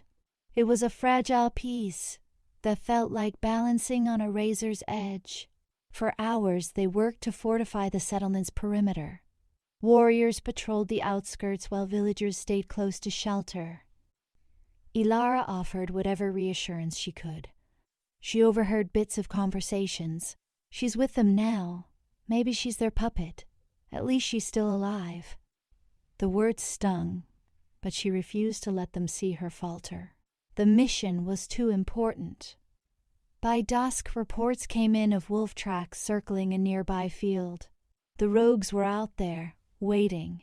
Elara's nerves frayed as darkness spread across the sky. She hated the possibility of a nighttime ambush, remembering all too well the savage desperation she had faced. Cain was not physically present. He had stayed at the fortress, trusting her to handle it. His faith in her was both a burden and a strange comfort. The first sign of trouble arrived with a terrified scream from one of the guards who had ventured too far beyond the settlement's boundary. Elara and Corinne dashed through the twilight to find two half-starved rogues closing in on a lone sentry. The confrontation was swift and brutal. Corinne dispatched one rogue, while Elara wounded the other, driving it back into the darkness. She trembled with adrenaline afterward, hearing the guard's frantic gratitude for saving his life. Once again, she was forced to kill, in the name of protecting those she cared about. The cycle weighed heavily on her soul. In the morning, she and Corinne scouted further. They found more tracks and signs of a rogue den along a dried stream bed. Within hours, they discovered a group of 3 desperate rogues rummaging through abandoned farm buildings, seeking scraps of food. The subsequent confrontation was bloody, and though 2 rogues fled, the third lay dying. Elara knelt by the mortally wounded wolf, her chest tight with a sorrowful mixture of pity and dread. These creatures had once belonged to packs, but now lived in an endless cycle of cruelty and isolation. Their eyes revealed nothing but animalistic hunger and fear.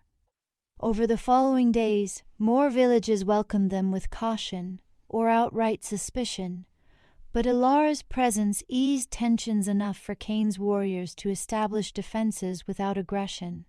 Each time, Elara delivered the same message: "Let us protect you from the rogues, and we will not force your surrender." She felt torn between pride that her words saved lives and guilt that she was the liaison for Cain's expanding influence. With every settlement that accepted their help, she saw her homeland slipping more firmly under Cain's domain. Softly, almost kindly, but a takeover nonetheless.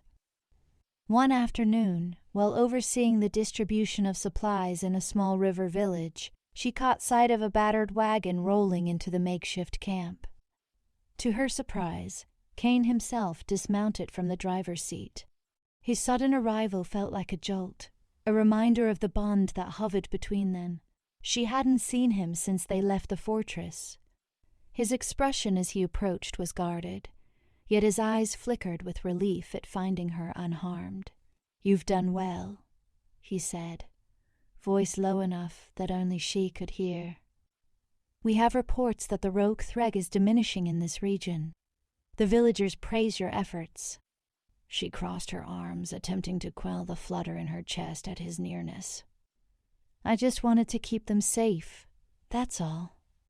His gaze swept over her, assessing the exhaustion etched on her features.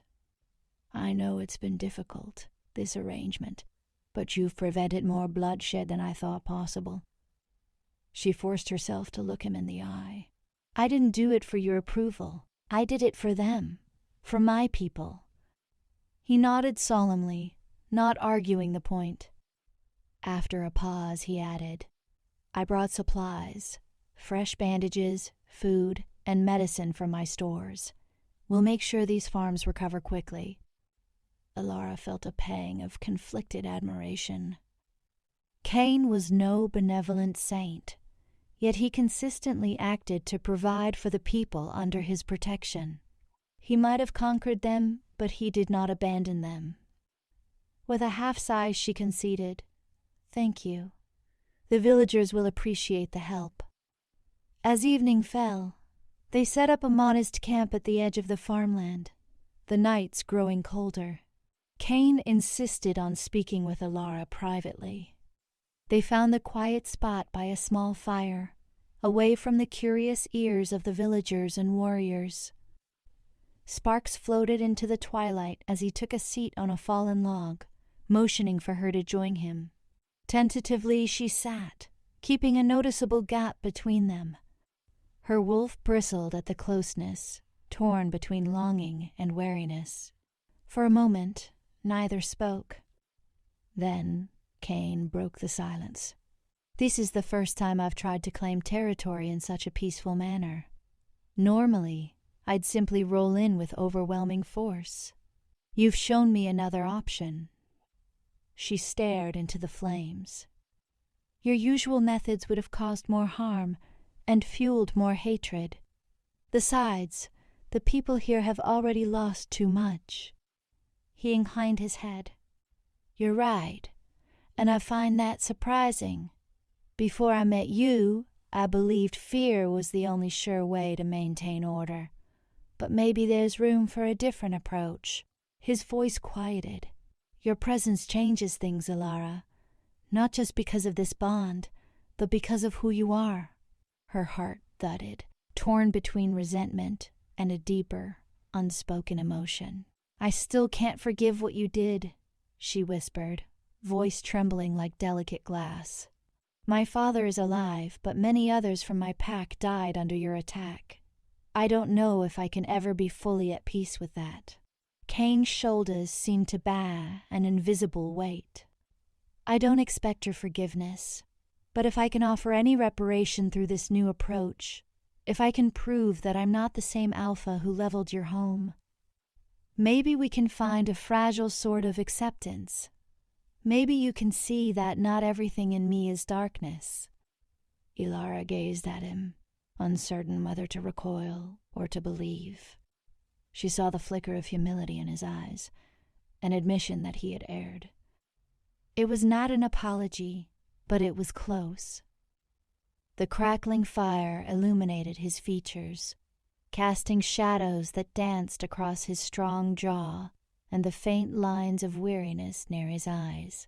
She realized then how exhausting it must be to carry the burdens of so many, to live in fear that any weakness would condemn his people to the same fate as his mother. Yet the ghosts of her fallen packmates lurked in the corners of her mind, reminding her of the price already paid. She could not simply brush aside all that pain. Instead, she spoke with quiet resolve. "I won't pretend this changes everything, but I'll admit you've shown a side I never knew existed. Perhaps you're not a monster. Not entirely." His lips curved into a faint, bittersweet smile, as though grateful for even that limited acknowledgement. The night wore on, and they remained by the fire, lost in their own thoughts. The bond between them pulsed like a living thing, unspoken and undeniable, leaving them caught between regret, longing, and cautious hope. Eventually, Cain rose, offering a hand to help Elara to her feet. She hesitated but placed her hand in his, feeling that spark once more. Her pulse leaped, and she could see the way he swallowed, the subtle tension in his posture. Neither commented on it. They parted ways with a weighted understanding that, though they stood on opposite ends of past tragedies, the lines between them were no longer distinct. Through shared experiences of conflict and mercy, they now occupied a fragile space where hate and something warmer coexisted. Morning broke with a peculiar hush over the farmland, thin sunlight dappling the harvested fields. Elara moved among the villagers, checking on their well-being, reminding them to be vigilant for any lingering rogues. Most of the people still regarded her with wary gratitude, uncertain whether she was an ally or merely a bridge to the Alpha they feared. Nevertheless, her insistence on preventing further bloodshed had left an impression. Cain's warriors, under Corinne's direction, patrolled the perimeter. The tension between them and the locals was more subdued now, replaced by a guarded acceptance. There were no longer open scowls or defensive stances whenever the warriors passed. Elara silently thanked the moon and stars for small mercies. Perhaps the new approach was working. Late in the afternoon, Cain summoned her again, his voice quiet yet urgent. They took refuge behind an old barn, where the air smelled of drying hay, and the wind carried the first chill of winter's approach. His eyes flicked over her as if confirming she was unhurt. "Word has come from the fortress," he said, expression troubled. "There's been an attack, rogues striking closer to my main territory than before. It seems we drove them out of these farms, only for them to regroup elsewhere." Her stomach twisted. More violence, more scattered wolves, more suffering. "How bad is it?" "Bad enough," he replied, tension evident in every line of his body. "They attacked a supply route, killed 2 of my scouts. My people are on edge, and your father's packmates who remain in the fortress are worried about retaliation." She ran a hand through her hair, mind racing. "Do you think they're specifically targeting your pack, or are they simply desperate?" "I'm not sure," Cain admitted.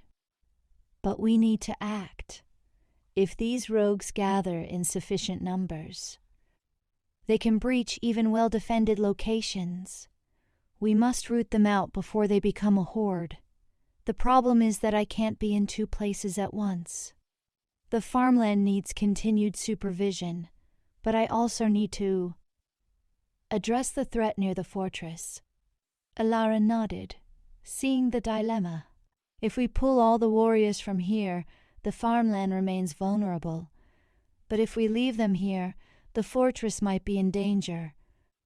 He tilted his head, regarding her thoughtfully. "You've proven you can maintain peace among these villages. I'd like you to stay here a bit longer. Keep him calm and safe. I'll return to the fortress, gather reinforcements, and deal with the rogue threat near my domain. Once it's handled, we can push to permanently clear the rogues from all territories." She hesitated, the notion of being left in charge of Cain's warriors a startling prospect. Yet she recognized the logic. If you're gone, they won't trust your warriors unless someone they do trust remains, she said. Or at least someone they trust more than they trust you. A wry smile ghosted his lips.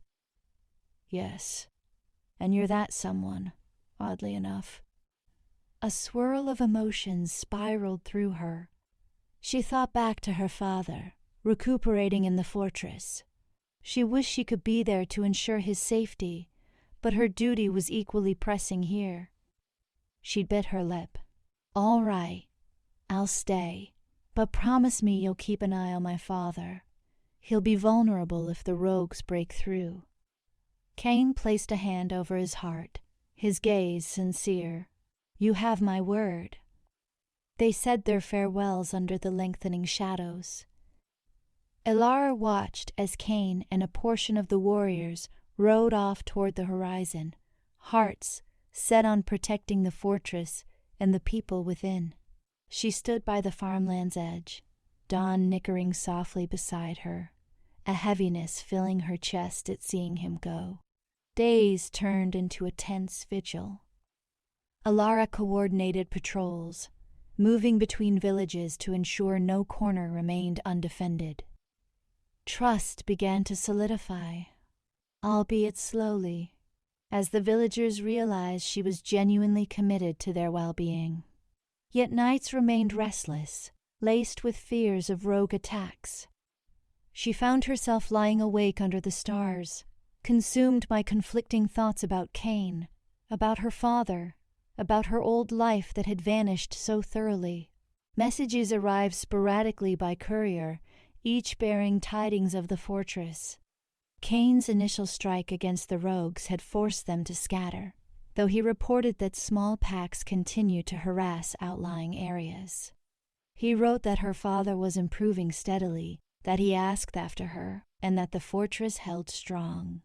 With every letter, Elara felt a cautious relief mingle with a deeper pang of longing. She had never expected to miss the very Alpha who had turned her world upside down, yet a part of her yearned for his presence, for the quiet comfort of knowing he was near. One evening, after a patrol had returned without incident, Elara found herself alone in a small stable that had been converted into a storage area. The gentle lights of lanterns illuminated the space, casting soft shadows on crates of supplies. She was tired, bone-tired from relentless worry and from wearing the mantle of responsibility for so many who still eyed her with uncertainty. As she rested against a stack of straw, her thoughts wandered inevitably to Cain, to the bond that thrummed in her chest like a thread connecting them across distance. She recalled his determined expression, his grudging willingness to try diplomacy instead of brute force, the quiet grief in his eyes when he spoke of his mother. She remembered how his hand felt in hers, the warmth that spread through her, the sense that perhaps they were not so incompatible after all. Her wolf stirred at the memory, longing for something intangible. Elara squeezed her eyes shut, grappling with confusion. How could she harbor these feelings for the Alpha who had brought such devastation to her pack? And yet, that same Alpha was now risking his life to quell rogue threats and protect both his territory and the villages of her homeland. Could it be that the lines were no longer so stark, that loyalty and love might weave a new tapestry from the ruins left behind? A rustling at the stable door snapped her out of her reverie. Corinne stepped inside, clearing his throat. "Apologies for disturbing you, but a scout has returned with urgent news. We might have a major rogue incursion heading this way." Elara's heart lurched. "How soon?" "Could be by morning," Corin said, his usual confidence tinged with worry. "The scout claims they saw tracks indicating at least a dozen rogues banding together. Maybe more. We're outnumbered, even if we rally every warrior and farmer who can fight. Her mind raced. We'll need to fortify the villages, gather everyone in a central location. Is there a place with strong defenses? A large stone building, or a location with a natural barrier? There's a defunct mill on a hill near the main mall. Road, Curran suggested. Sturdy walls, though the roof needs repairs. We might be able to barricade it well enough for a short siege. Elara stood, resolve flooding her. Then we waste no time. Alert the villagers in every settlement. Gather them and what supplies they can carry at the mill. We'll form a perimeter of our best fighters around it. If the rogues come, we make our stand. Curran nodded, admiration flickering in his eyes. He dashed off to coordinate. Elara followed, determined steps echoing in the hushed night. She could almost sense the tension in the air, the deep quiet that often precedes a storm. If Cain were here, he'd muster overwhelming force, send the rogues fleeing. But he wasn't here, and she had to fill that gap, no matter how unprepared she felt. All through the night, villagers streamed into the mill. They arrived laden with children, elderly relatives, sacks of grain, and meager belongings. Warriors from Cain's pack worked alongside them, reinforcing weak walls, creating improvised barricades. In the flickering torchlight, Elara glimpsed both fear and hope in the eyes of those around her. Despite the magnitude of her task, she felt a strange calm settle over her. This was her land, her people. No matter who claimed dominion, she bore responsibility for their safety now. As the gray light of dawn touched the sky, a scout cried out from a lookout post. "Wolves approaching from the east." Adrenaline slammed through Elara. She rushed to the vantage point, scanning the rolling hills beyond. Her keen eyes detected movement, dark shapes flitting through the high grass. A chill zipped up her spine. It had to be the rogues, perhaps 15 or 20. If they had scrounged any alliances with other outcasts, the number could be higher. She quickly marshaled her defenders, placing archers at windows or behind crates, instructing them to loose arrows if the rogues drew too close. Warriors who could shift waited near the entrances, ready to fight tooth and claw. The farmers who volunteered to help stood with pitchforks and knives, trembling but resolute. A hush settled, broken only by ragged breathing and the pounding of her own heart. Then the rogues emerged from the morning mist, skeletal forms with wild eyes. They snarled at the sight of the fortified mill. Elara stepped forward, shifting into her wolf form to broadcast a warning, hoping they might retreat rather than attack. Her call echoed across the hills. For a heartbeat, she thought it might work. The rogues hesitated, but desperation overruled caution. With guttural howls, they charged. Chaos exploded. Arrows whistled through the air, striking some of the rogues. Others dodged or barreled through the projectiles. Elara sprang into action, meeting the first wave of attackers with fangs bared. The clash of wolves reverberated in the morning stillness. Her defenders braced the doors, stabbing with spears or pitchforks at any rogue that forced its muzzle through. Though outnumbered, they fought with fierce unity, determined to hold this last bastion. Snarls and cries intertwined, echoing off the stone walls. Elara felt claws rake her side, her vision flashing with pain. She whirled, biting down on an attacker's foreleg. In her peripheral vision, she saw Curran grappling with two rogues at once, blood staining his uniform. A farmer behind a crate loosed arrow after arrow until a rogue slammed into him, sending him sprawling. The cacophony of battle merged into one frantic heartbeat of violence. Hours seemed to pass in minutes. The sun rose higher, illuminating the carnage. Bodies of rogues lay strewn across the trampled grass, but more still lurked, circling. Elara panted, struggling to gather her remaining fighters. The mill walls held, but cracks had formed. Splintered wood lay in heaps where the rogues had nearly clawed their way inside. The defenders were exhausted, some grievously wounded. Suddenly, a new sound cut through the turmoil, the thunder of hooves and the roar of commanding voices.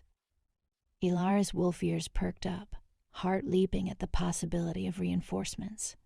Dusk kicked up on the eastern road, revealing a squad of riders charging forward with swords drawn. At their head, unmistakably, was Cain, bearing a grim expression of absolute focus. Behind him trailed more of his elite warriors, howling in challenge as they thundered into the fray. The rogues, caught off guard, scattered under the onslaught.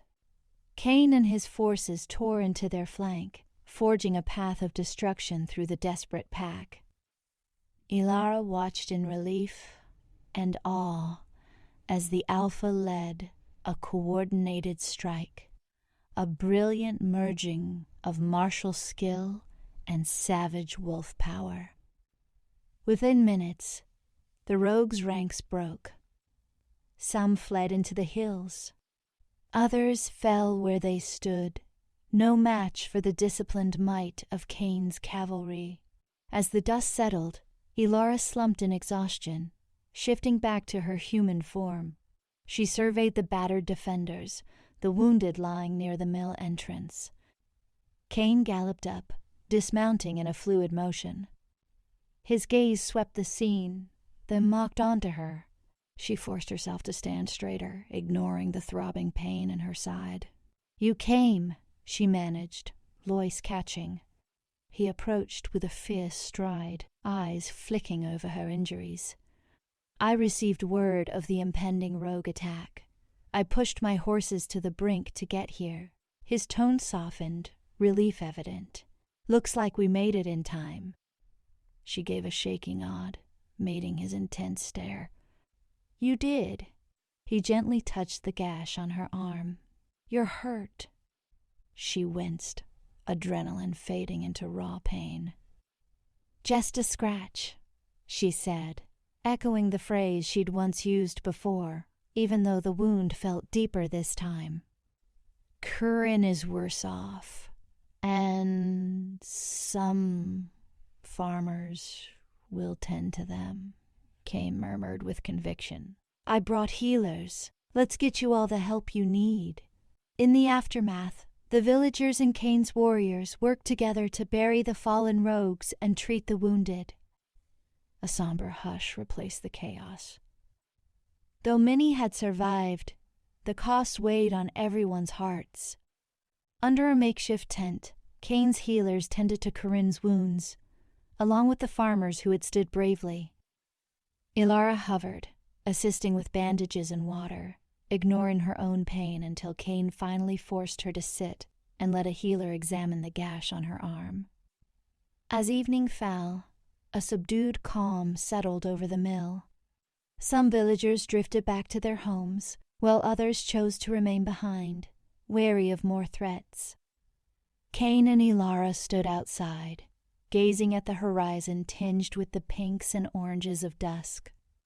The hush of a day spent fighting and surviving enveloped them like a heavy blanket. "You risked everything to protect these people," Cain said, his voice low, resonating in the quiet. "You were willing to stand against overwhelming odds. They followed you, trusted you, and it saved countless lives." Elara wrapped her arms around herself, her wounded arm bandaged. "They're my people, my homeland, and even if it belongs to you now, I still feel a responsibility for them." Cain nodded, stepping closer. "I understand. I feel a responsibility for those under my rule, too, which is why I came as quickly as I could." He took a breath, the lines of tension on his face deepening. "This is what I've always wanted. In a way, a safe, united territory, free from rogue attacks. but it's clearer than ever that brute force alone isn't the answer." She looked up at him, vulnerability and exhaustion etched on her features. "You have to let them choose to stand with you, not cower beneath you." He studied her for a moment. "Yes," he murmured, "and you've shown me how. This bond between us, it may have been forced upon us by fate, but it has also revealed a path I never saw." She swallowed, feeling the familiar tug in her chest, the sense of her wolf yearning toward him. "What happens now?" she asked, barely above a whisper. Cain's hand rose slowly, hovering near her cheek as though seeking permission. When she didn't flinch away, he gently brushed his fingertips along her skin. A surge of warmth lit through her, and she remembered every spark of electricity that had passed between them before.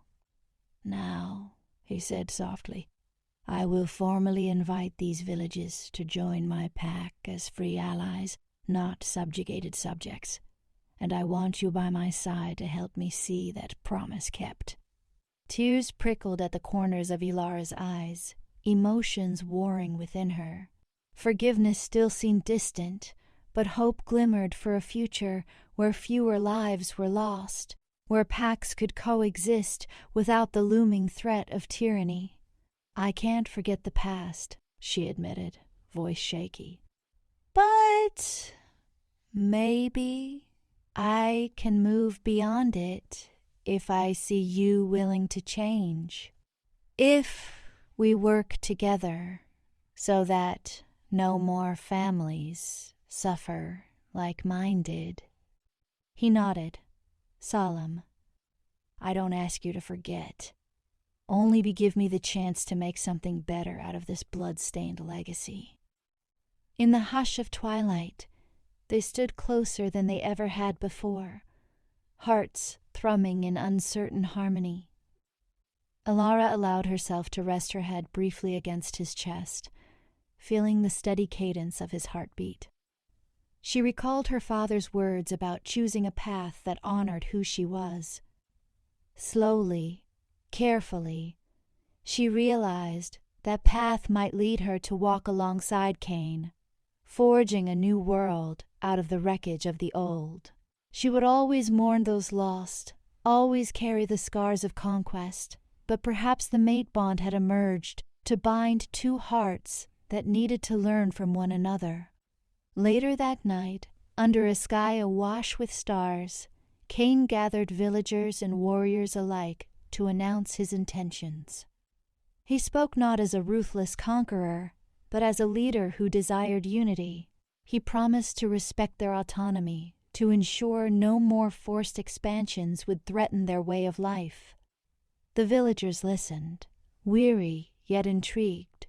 They looked to Elara, and she nodded in support, her presence giving credibility to his words. Though the road ahead was fraught with challenges, the seeds of trust had been planted. In the days that followed, Cain oversaw the rebuilding of damaged farms, the establishment of shared defenses that integrated local hunters with his own soldiers, and the organization of a rotating guard to watch for rogues. True to his promise, he approached each village with an outstretched hand rather than a clenched fist, letting Elara mediate if tensions threatened to flare. News reached them of other territories once allied with Cain, now cautiously adopting the same approach under his direction. When Elara finally returned to the fortress, her father had recovered enough to walk on his own. The first time she saw him standing in the courtyard, leaning on a cane, her breath caught in her throat. She rushed to him, hugging him fiercely. Though he still regarded Cain with deep suspicion, he could not deny that his daughter's efforts had spared many in their old homeland. As father and daughter embraced, tears filled Elara's eyes, grateful he was here to witness the changes she and Cain tried to bring. In a quiet moment, her father spoke. "Your mother would be proud of your heart, of how you refused to let hatred blind you. I see that you found us something with Cain. I don't fully understand it, but I see that you're following your conscience, and that is all I can ask as your father." Elara clasped his hand, overwhelmed by emotions that words could not fully express. She had walked a path riddled with tragedy and anger, but also compassion and mercy. Now, as she stood in the fortress where she was once a prisoner, she felt the promise of a new era. In time, perhaps, the scars between Cain's pack and her old pack would heal. And as for Cain himself, they still faced innumerable trials ahead. There would be days when old fears resurfaced, days when distrust threatened to unravel the fragile alliances. But each time she looked into his eyes, she saw the determination to uphold the vow he had made, to shield his people, to protect, and not to destroy, to lead with a tempered hand rather than an iron fist. The mate bond that once chained them together in confusion now felt like a bridge, connecting two wounded souls who yearned for a better future. No destiny was simple, no love free from shadows. Yet amidst the ruins of war and the forging of new bonds, Elara discovered that sometimes the heart chose the unlikeliest path. And though Alpha Cain's name would forever be etched with the memory of conquest, it would also be tied to a new beginning, one written by the same hands once steeped in blood, now lifting others toward hope. In the end, Elara's heart, once so certain of her hatred, found itself drawn inexorably to the Alpha she had once labeled a monster. She would never forget the pain he caused, but she also could not deny the man he was becoming. Bound by fate, tempered by battle, they would face the uncertain days together, forging peace from the embers of destruction, and discovering that the same bond capable of causing heartbreak could also usher in an era of healing,